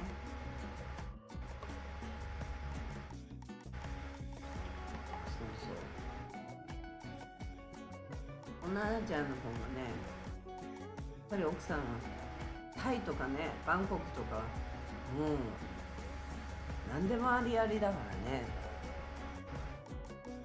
お姉さん、ミラージュのことたまに日本では遊んでますちょっと咳き込んじゃった。遊んでるんだ、すごいな。すごいですね。赤坂かなんかにね、お店出して、なんかこの間聞いたらやめましたとかって言ってたけど、どこが本当だかはわからない。ミラージュも、サイパンのミラージュも閉まってるんだと思ったらやってたし、でも 2,3 日前に行ったら閉まってたんだよね。からっていうか前を通ったら動画を撮るのに通ったら閉まってましたね。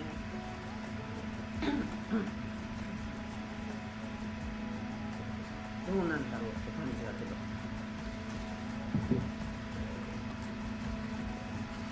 日本でも遊べるって結構なんだよね。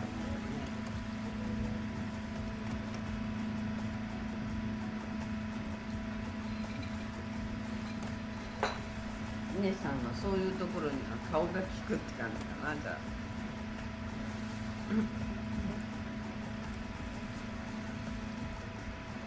で、本当人が今日日本人のローカルの人にローカルなんて言ったらいいの？ローカルのまあ日本人なんだけどアメリカ国籍の人がいるんですけど、その人がその人はすごく長くいるんですよ。But you do, すごく長くいる。それも変な表現。 time to enjoy. What about アメリ the, カ Let's の say かな。 what about if tourists ちょっと私より上の order 方 fishing from this boat? だったら huh? If やっぱ tourists 日本人が全然いなくなっちゃったからね、僕の知ってる日本人なんかもほぼいないよなんて言 But って、 line, nothing what? Headline. まだいたんだって感じでした今日ね。 Every traditional. No, no, no. Headline.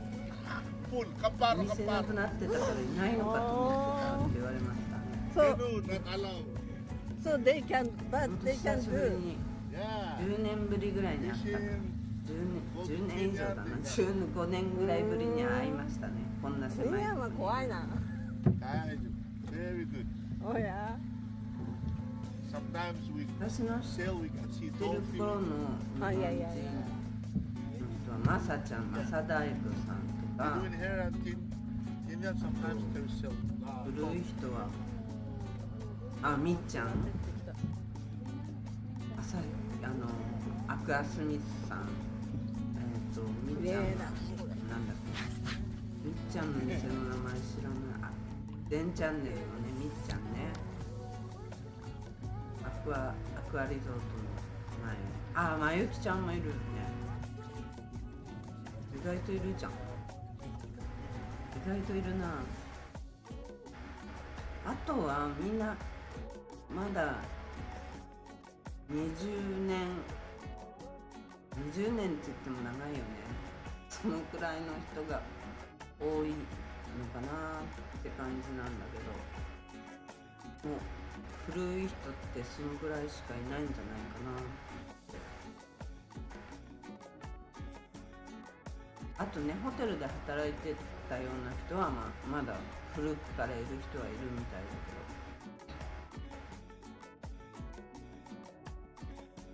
けど、まずね、出会わない。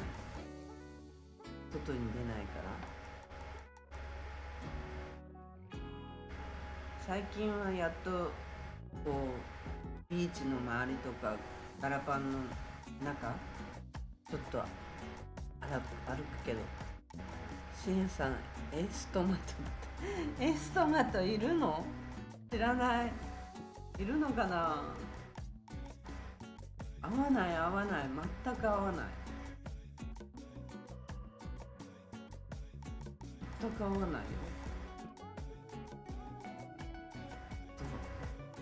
いるのかな。いるのかな。わかんないけどいるかもしれないですよね。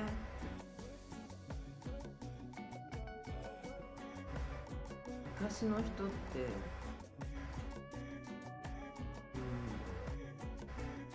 考えても出てこない出てこなくなっちゃったね。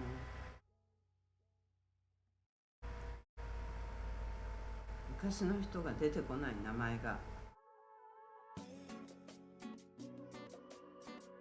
Abade, welcome to 500名前が全然出てこ Number ない。 one な country んだ。 in Sinamai. Only here, いな right? くなっちゃったかもしれ Only ない in し。 Sinamai.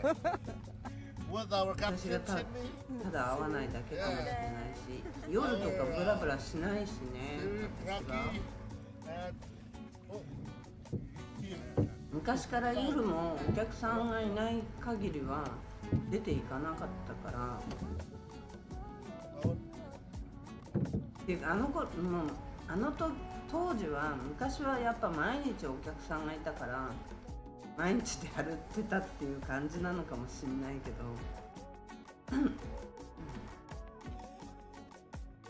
今はねいないから特に出ていくこともなく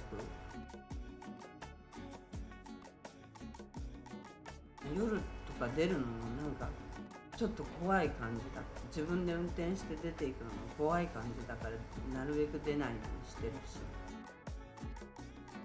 昼間も出る用事がなければ出ないからね。今日も用事があったから出たんだけど、まあ海に行ったらこんなねいい出会いっていうかいい出会いだよね。いい出会いだし、海の上に出れたっていうのはちょっと自分の中ではすごいことだなって思ってるんだけどね。マニャガハ島に行く船ってさっき深夜さんが言ってたけど、マニャガハ島に行く船の大きいのがないよね。小さい船が多分あるぐらい。それも韓国の人だと思われる。あと船バナナボート引っ張ってたからあの船で行けるよね。桜マリン。そうだ、行ける。桜マリンと韓国人のとこぐらいなのかな。シンさん、日光なくなったらプロダイブなくなった。プロダイブ？ダイビングショップ？プロダイブなくなったのとっくの昔だよ。プロダイブは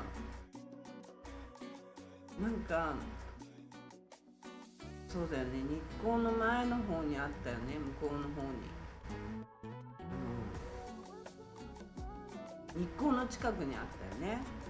でそっから移転してどっか入ったんだよね。サイパンいるのにもったいない。サイパンいるのにもったいないね。ほんとね、それはちょっと言えると思った。今日海の上に行って、い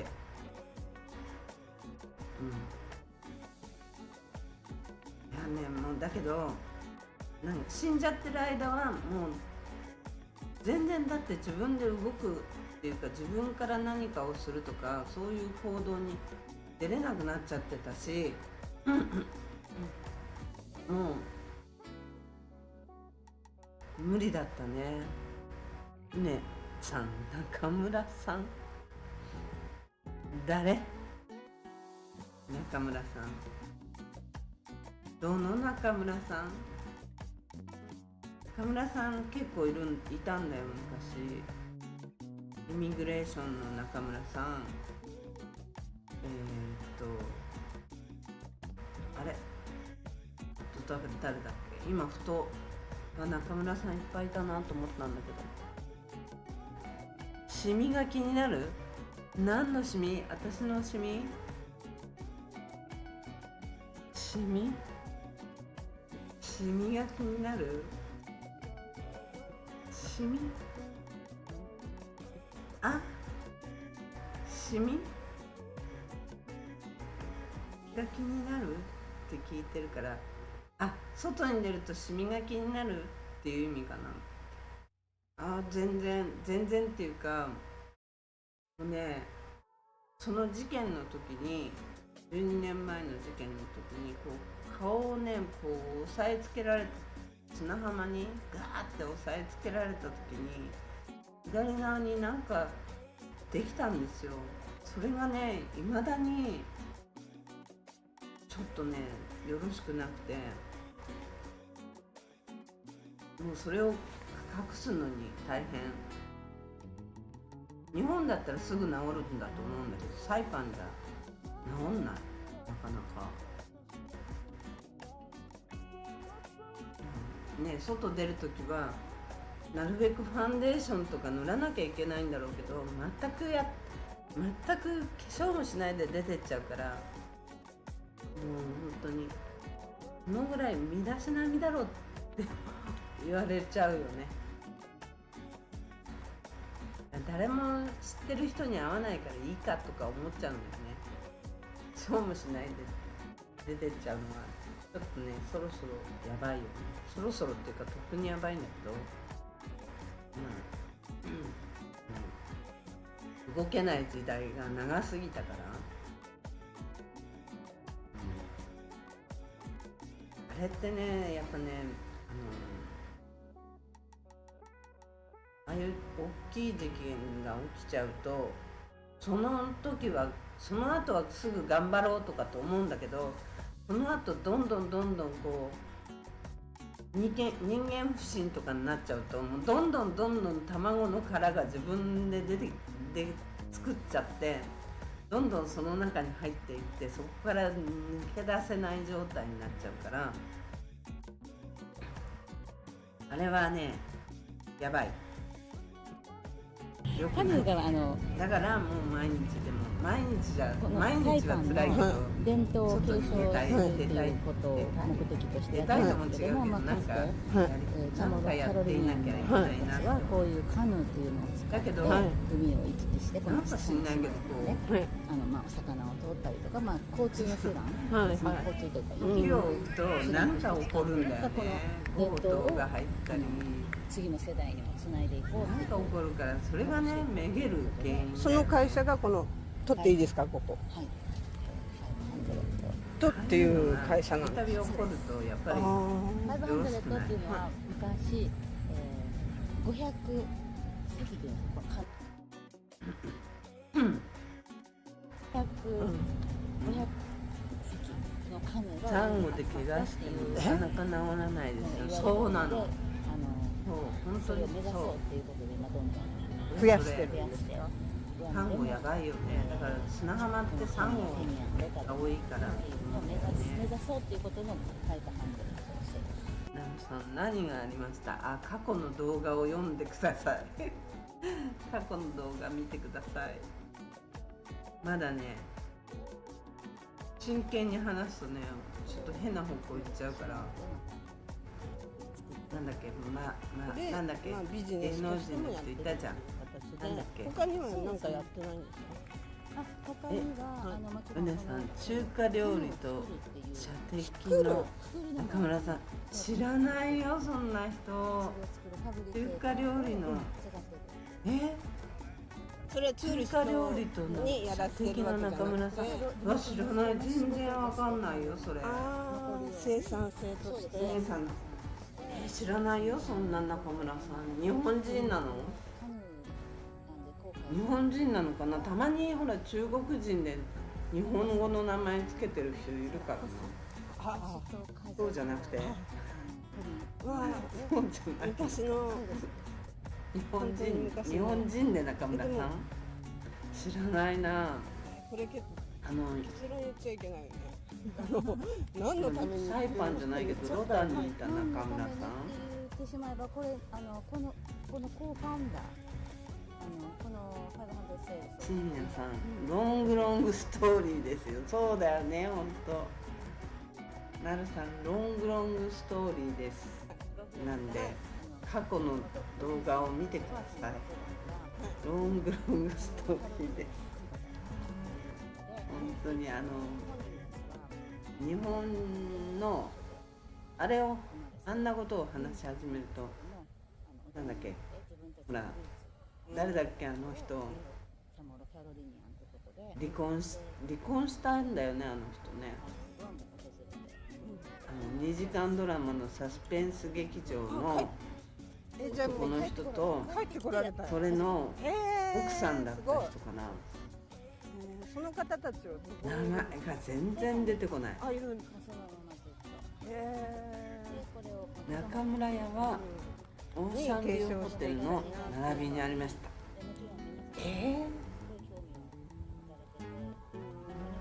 オーシャンビューホテルの並びに中村屋、聞いたことない。私が死んでるうちにできてなくなった？この15年ぐらいの間にできてなくなった？ 12年ぐらいの間に、10年ぐらいの間にできてなくなったっていう感じなのかな。全く覚えがないんだけど、何屋なの？中華料理と射的の中村さんで、オーシャンビューホテルの並びにあって、オーシャンビューホテルの並びには中村屋さんないし、中華屋の隣、中華屋の隣はサンライダーのとこってことでしょ。サンライダーだっけ。全く覚えがないです。多分深夜さんが知ってるってこと？中華屋の隣で深夜さんも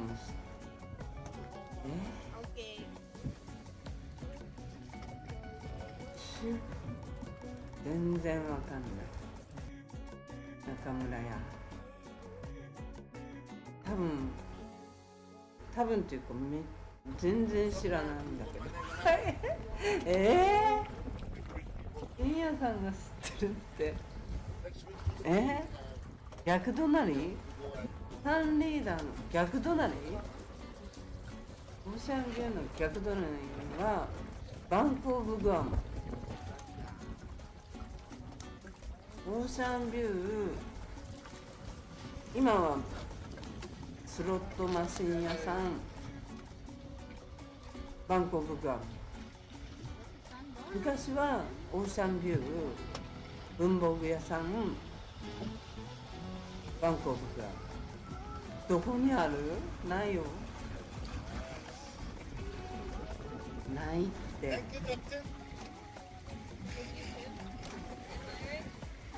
ないよ、中村屋さん。大体何やよ。全然知らないんだ。すごいね。全く覚えがないんですけど、何かあったっけ？今はオーシャンビュー、スロット屋さん、バンクオブグアム。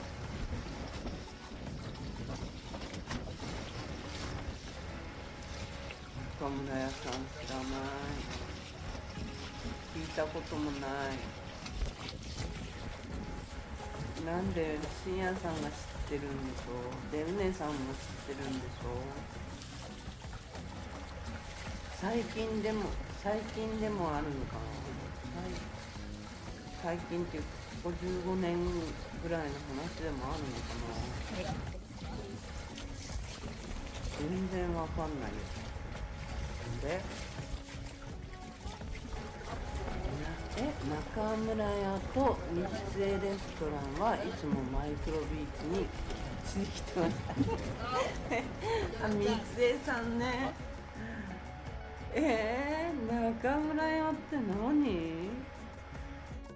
三つ江レストランはススペの方でしょ。中村屋全く記憶にないんだけど、マイクロビーチにキャッチに来てたってどういうことよ。レストランでしょ。だってレストランってキャッチに来るの？どういうことだろう。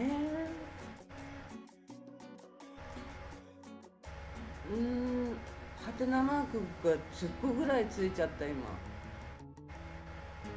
レストランに来るようにビーチにキャッチに来るってこ This number one captain. はい、ハロと？ー。そういうことがあったのかな。いやーちょっとびっくりなんだけど、ハテナマーク10個ぐらいついてない？もう中村屋さんっていうのだけで全く分かんないし、いや私の記憶から消されちゃったのかな。また消しゴム？また消しゴムかな。いや本気で分かんない。ちょっと待っててね。こっち側で取れるの？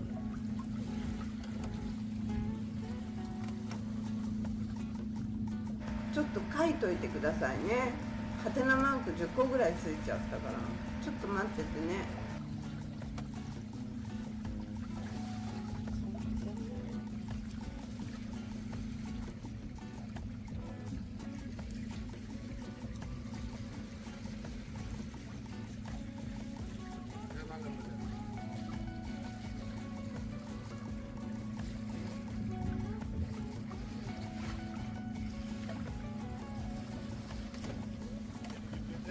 If tourists, how many minutes like this? 20 minutes. 20 minutes. But we give you guys more time to enjoy. What about As captain say, we need to give you guys more. what about if tourists order fishing from this boat? How you do? Huh? If tourists order from Fishing? fishing, yes. Yes, we put one cooler here, fish here. But line, not in what? Hand line. Ah, Everything traditional. Okay? Everything traditional. No, hand line. Full, camparo. oh. So Canoe, not allowed. so they can do. Yeah. Fishing, go to Tinian, they got. ケニアは怖いな。 Nice. Very good. Oh yeah. Sometimes we sail, we can see dolphin. Oh yeah. Yeah. We're doing here and Kenya, sometimes there's dolphin.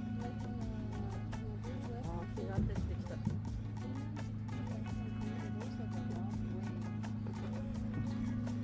綺麗だねこれ。すいません、お待たせしました。ジンさん、ビーチボーイに紹介してもらえるように。ああ、なるほど。そういう手があったか。考えたことなかった。あ、そういう手があるんだね。頭いいな。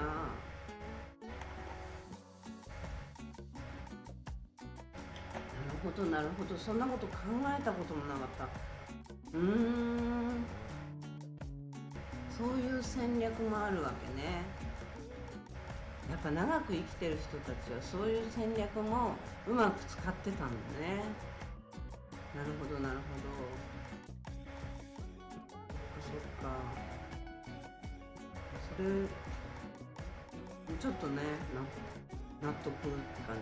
でもちょっと待って、中村屋さんが分かんなくて、頭の中にハテナマークがいっぱいだよ。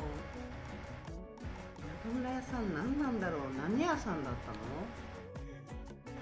中華屋さんだったの？射撃屋さんだったの？分かんないなこれ。中村屋って何やよ。うねさん、乗店前でも客引きしてましたよ。すごい。やっぱね、そういうバイタリティと頭がないと長くビジネスを続けていけないんだろうね。得するわ。なんかそういうこともありきだよね。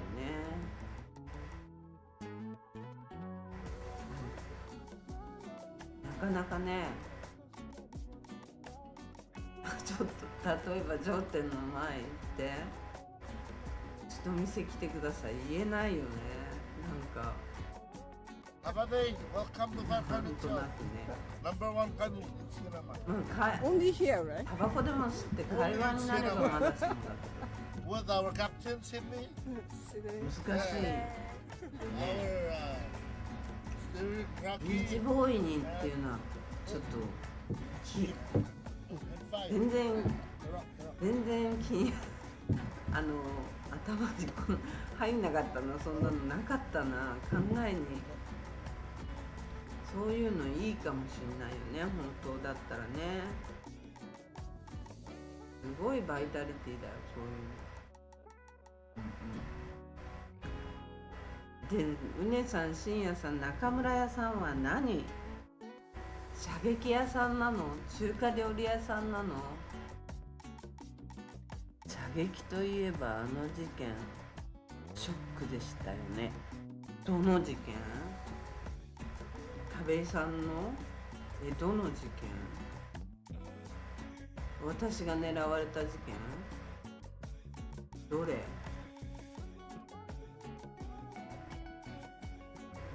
何回狙われたか。コーヒーケアの前とかで待ち伏せされて。どの事件？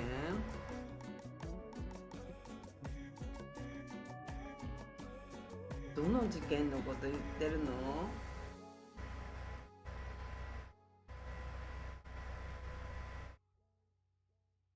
どれ？教えてくれないか。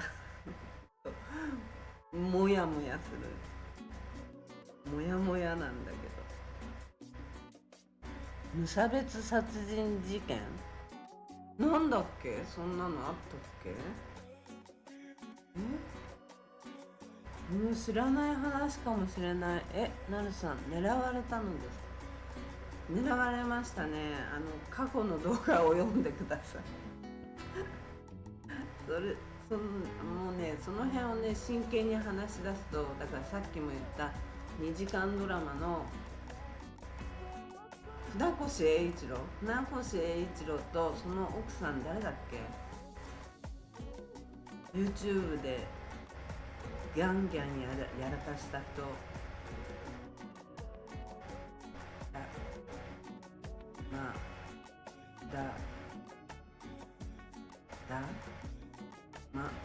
違うな、名前が出てこない。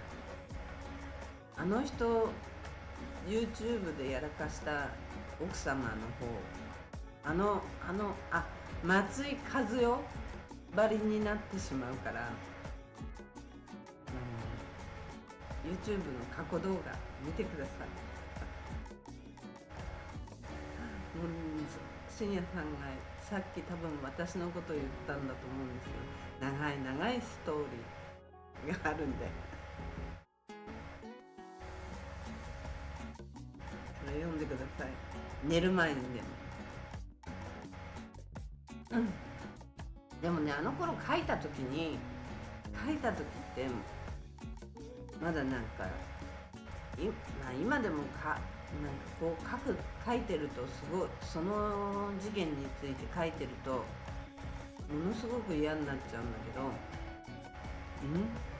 無差別殺人事件は結構大ニュース。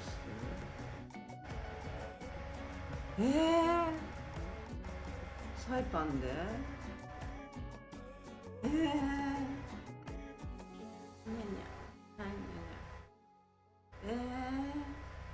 なんで知らないの？無差別殺人事件？チャイニーズが3人捨てられてたやつじゃなくて、それサイパンの事件ってことなの？大体がサイパンの事件なの？そこまで戻っちゃう。サイパンの事件なの？無差別殺人事件？そんなのあったっけ？中国人がガラパン教会の前に3人捨てられてたやつ？忘れよう、中村さん。ちょっと思い出せないと、もうなんかムヤムヤしてるんだけど、中村屋さんって全く知らないんだけど、本当に記憶の片隅にもないんだけど、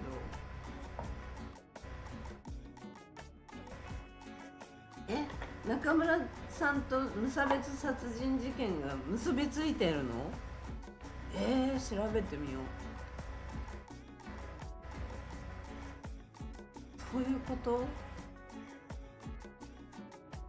すごすぎない？なんかこれってすごすぎない？そんな事件知らないんだけど、無差別殺人事件なんてすっごい昔なのかな。30年ぐらい前ってこと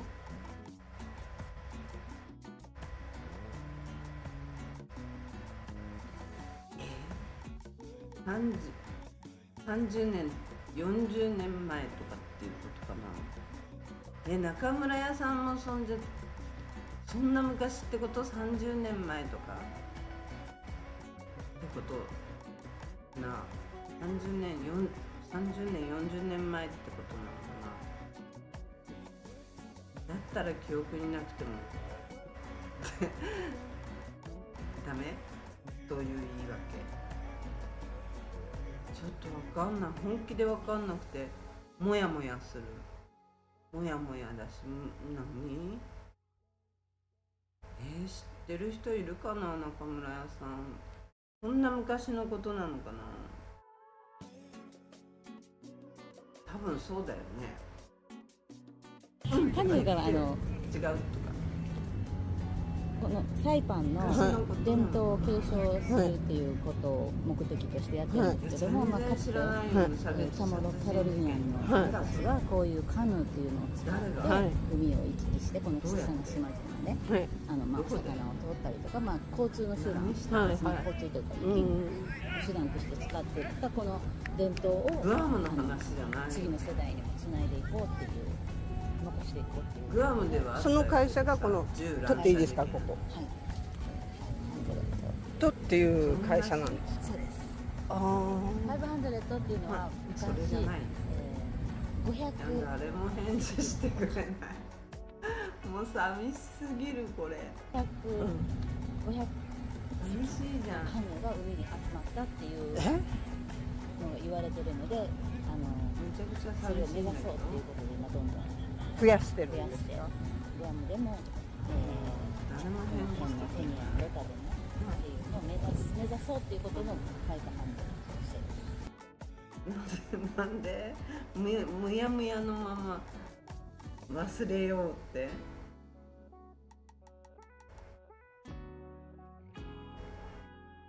冷たいよ。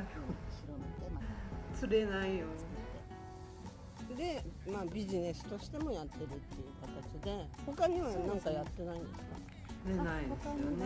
もちろん今度カヌーを作るっていう作るのもサイパンで作ってるので、それを作るファブリケーター全然思い出せないし、全くわからないし。それはツーリストにやらせるわけじじゃなくて、どうして誰も返事してくれないの？生産性とつながってる？大体が。もう1時20分。さっき時計見た時12時半ぐらいだったんだけど、あれから1時間ぐらい喋ってんのまた。わあ、よくない？昔のみんなと喋ってると本当に昔のこんだけ喋れちゃうんだな。ググったら2009年の事件。何のために2009年全然いるけど。何のためにって言ってしまえば、これこのコーファウンダー。2009年全然いるよ。全然知らないんだけど。無差別殺人事件？全全く分かんないな。あれ携帯どこ置いてきたんだろう。キャロリニアンああ携帯どっか置いてきちゃった。本人たちはやだ離れた場所で置いてきちゃったの。家の中にあるからいいけど。2009年の事件なんだ。こんなことあったの？無差別殺人事件なんて。私いなかったの。じゃあもう帰ってこられた。帰ってこられた。初めて。そんなわけない。すごい。いたいた。その方たちはどこにいる？裁判にいます。あ、いるんだ。もうそのままずっと。へでこれを関係ない。関係ない。何関係ない。何関係ない。何関係ないは何関係ないはどう関係ない。どういうこと？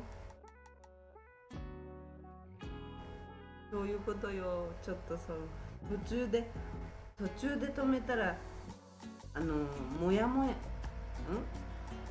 深夜さん教えてくださいでしょ。だと思うよね。だと思うわ。普通にそう思うよね。教えてくださいだよね。できたら教えてください。もう中村さんもわかんないし、深夜さんも深夜さんじゃないや無差別殺人事件も知らないし、どういうこと？私その辺の記憶がないってことかな。記憶なし？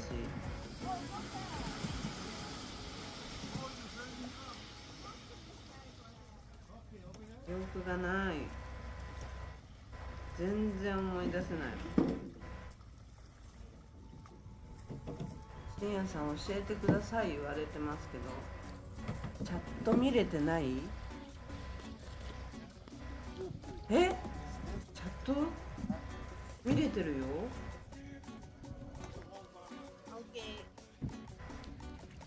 見れてるよ。2009。ググれって今携帯がなくて、このパソコンでググったらどうなっちゃうの？見れない？大丈夫？2009年。画面が見えなくなる。2009年。おい2009年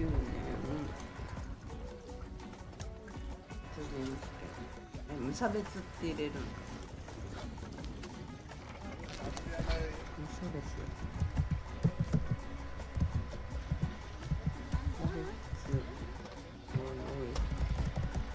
なんだよ。椅子に座ってないから遠い。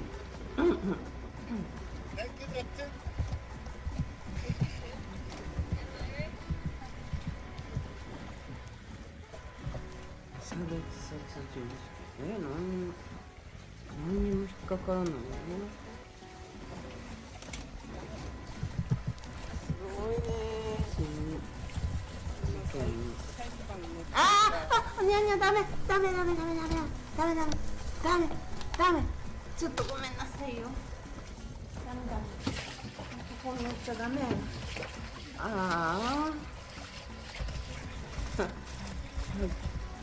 もうこれじゃ調べらんない。事件。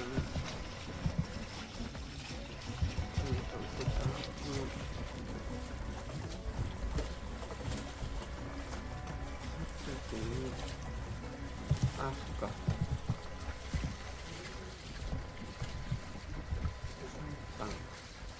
サイパン入れないとダメだね。なんで P が打てないの？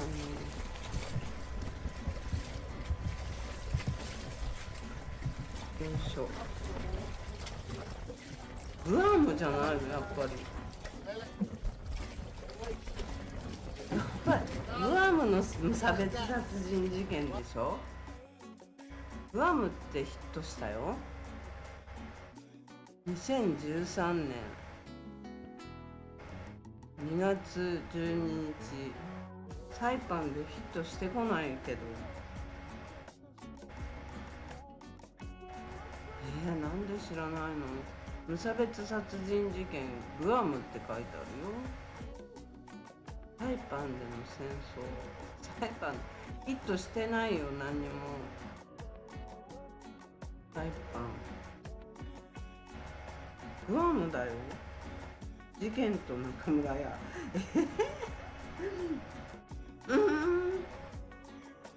もうまた謎なワードばっかりじゃん、それ。謎すぎる。事件と中村屋。やだ、謎すぎてはもう全然。何また、はいハロワードから考えてみたいな状態になっちゃって、全然ダメ、わからない。無差別殺人事件今調べたけど、2009年って調べたけどヒットしてきたのがあれだよ、グアム無差別殺人事件しか出てこないよ、きっと。あれはすごかったけどね。2013年、2012年のことなのね。2009年にこっち側で撮れるの。グアムだ。グアムだよね。グアムしか出てこないけど、とりあえずバドライト飲みましょう乾杯って感じ。全然出てこないんだけど。うねさんも知ってるの、その事件。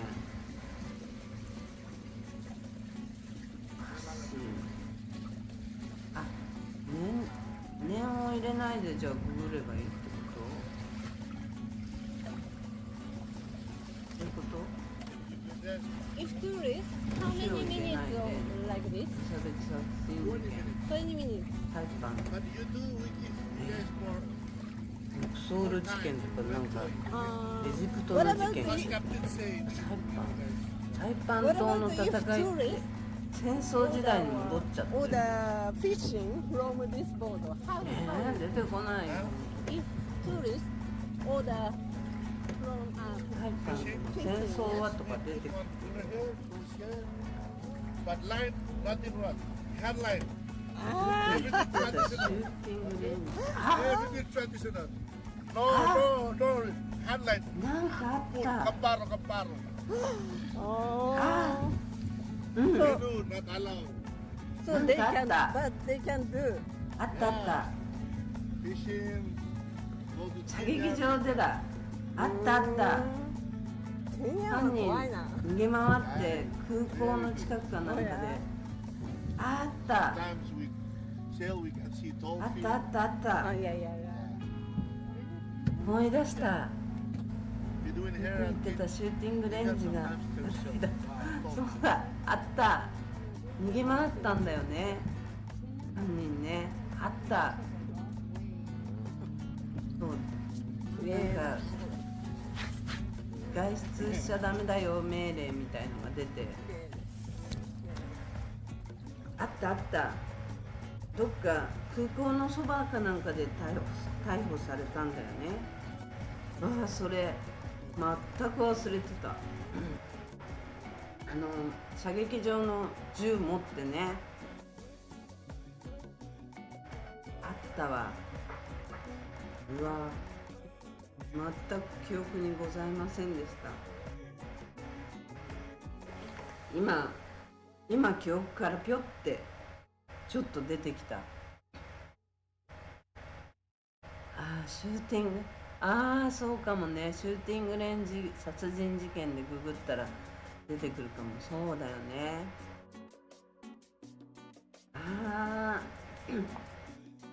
思い出した。どっか逃げ回ってそうなんか外出しちゃダメっていうのが出たもん。思い出した。いや全く忘れてた。中村屋さんもそれなのかな。事件と中村屋さんは関係あるの？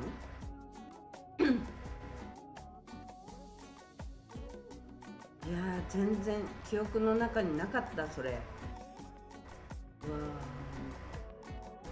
ーあったあった。その緊迫感もなんか今思い出してきた。2009年なんだあれ。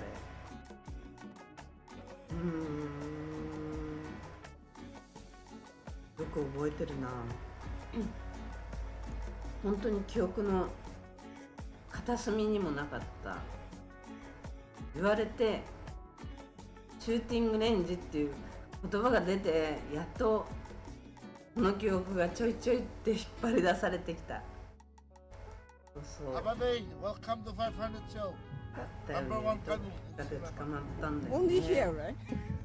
Only in Siena Mine. だった。 With our captain, Sydney. うわ Yeah. そんなこともあったね、そういえば。 Steering, Rocky, and... Oh. あれ無差別だもんね。おかしくなっちゃった人だもんね。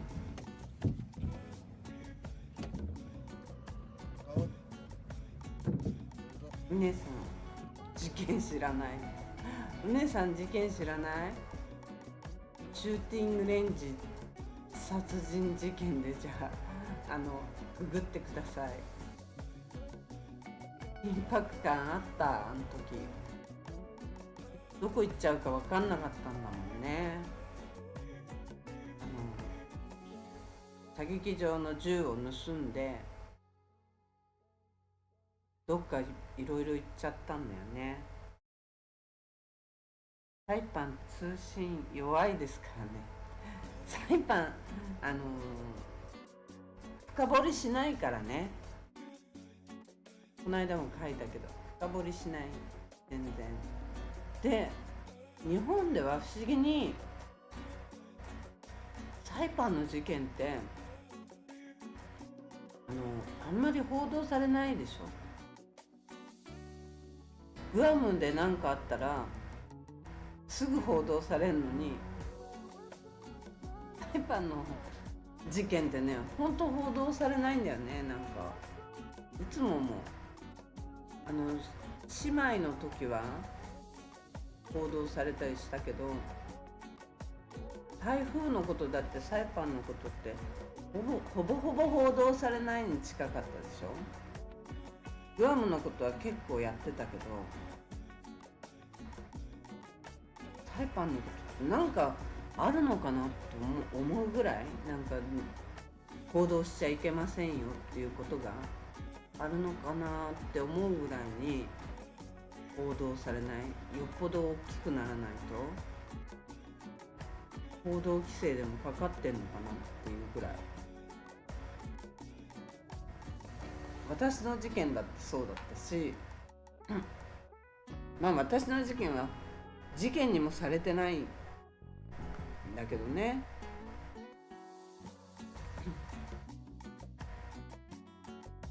まあね、そんなことあったな。めちゃくちゃ覚えてるね、深夜さん。チャットってかなりタイムラグありますよね。多分ある。あれこれさっき書いてあった？チャットってタイムラグありますよねって書いてあった？チャットね、チャットっていうか、チャットもそう、チャットもチャットでタイムラグがあって、映像もタイムラグがあるのかな、多分。サイパン通信弱、それでサイパン通信弱いですからね。だね。だからこれからすごい速くなると思うよ。だから昨日だっけ話したけど、その通信のインフラの工事をやる人を募集して、そのところに援助金を政府が払うっていうことがいきなり決まったから、防衛庁長官、防衛庁だっけ、防衛庁、アメリカの人が来てからいきなりことがババッと進んだから、だから軍事化、サイパンは結局は軍事化なんだと思うんだけど、軍事化になんなきゃマリオットも決まらなかったと思うし、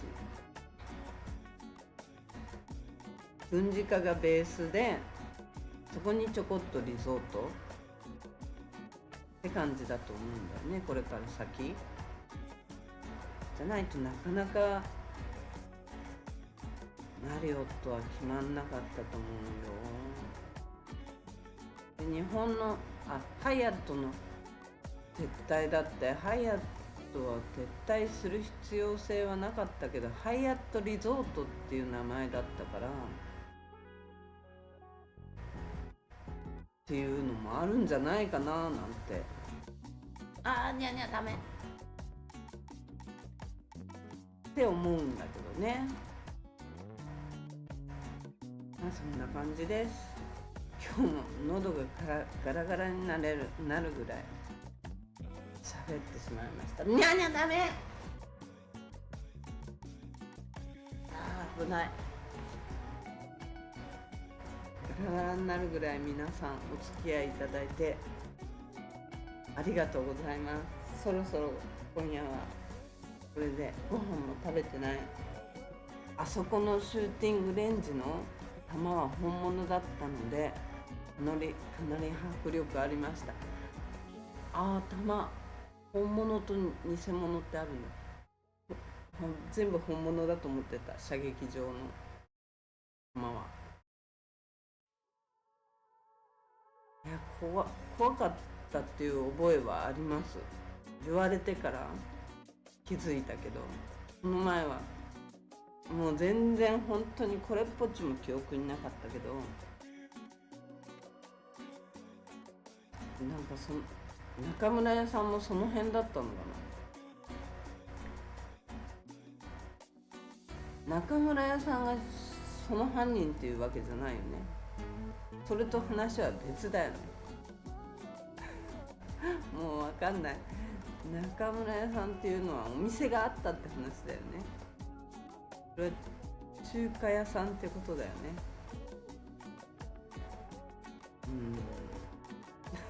カヌーがわかんないけど、このサイパンの伝統を継承するっていうことを目的としてやってるんですけども、かつて、チャモロキャロリニャンの人たちはこういうカヌーっていうのを使って海を行き来して、この小さな島々で魚を取ったりとか、交通の手段、スマホとか手段として使っていったこの伝統を次の世代につないでいこうっていう。長い間ありがとうございます。その会社がこのトっていいですか、ここ。ではトっていう会社なんです。そうです。だったらチャンネル登録と昔、500忘れられた島サイパンって報道されてますね。嘘。のカヌーがそんな報道されてるんだ。でも言われてるので、報道されてるだけありがたいよね。増やしてる。でも、忘れられちゃってる島だよね。目指そうっていうことの書いた感じでも一部の人から有名な人たちが言ってた。あんまりこういうのこれは譲るとダメだな。でもね、ちょっと変なことをね、芸能界の人たちが言ってたことがあったんだけど、それってグアムも一緒だからねって私は思ったんだよね。今度カヌーを作る停電がなくなっただけはいいじゃない。あるってそれを作るファブリケーターで良いじゃないですか。停電あるある。それはツーリストにあるあるやらせてるわけじゃなくて、地元の停電しますよ仕事として今後もああ生産性として停電全然する。その茶物に触れて学んでじっていきなり切れる。なんで後悔するっていうのは全然あるある。まだまだ停電します。ほら星とあ風とあ鳥わあ昔そうのですね全然停電なんか本当に昔のしょっちゅうと言っていいほどあります。これ結構なるさん停電あるん何のですよためにってサイパンって。言っちゃったらね何のためにって言ってしまえばいきなりねこのコーファウンダー供給このを止められちゃう。うちの地域で計画停電みたいなことを勝手にやるからはいいきなり怖いですよ。おばあさんの世代がご飯炊いてる途中にパッて消えちゃったり、このご飯どうすんのって感じになっちゃうし、ほんとね、シャワー浴びてる間にいきなり停電とか、暑い日ならまだ水で浴びられるけど、ちょっと昔はポンプで水が上がってきてたから、停電するとあ帰っ水も出なくなっちゃって、そのまま帰ってこられ初めて髪の毛とかシャワー浴びてて、シャンプーとかしてた日には裁判にいますあもうやられたと思って1時間ぐらい待ったり、でこれを子供たち普に通にありましたね。継承していきたいなっていうかであったりでもちろん皆さんこの方もすごい興味を日本はねそういうのないから、知らなかったっていう人もいたりするのでそういう停電とか不思議だと思うんですけど、いきなり深夜さんおやすみなさい。また戻ったね。ありがとうございます。深夜さん今夜もありがとうございました。なるさんそうなんです。何がそうなんですかな。あ、うねさんありがとうございます。おやすみなさい。それではまた明日よろしくお願いします。今日はありがとうございました。うねさん、なるさん、しんやさん、野川さん出てこないね。ありがとうございました。皆さんありがとうございます。それでは失礼します。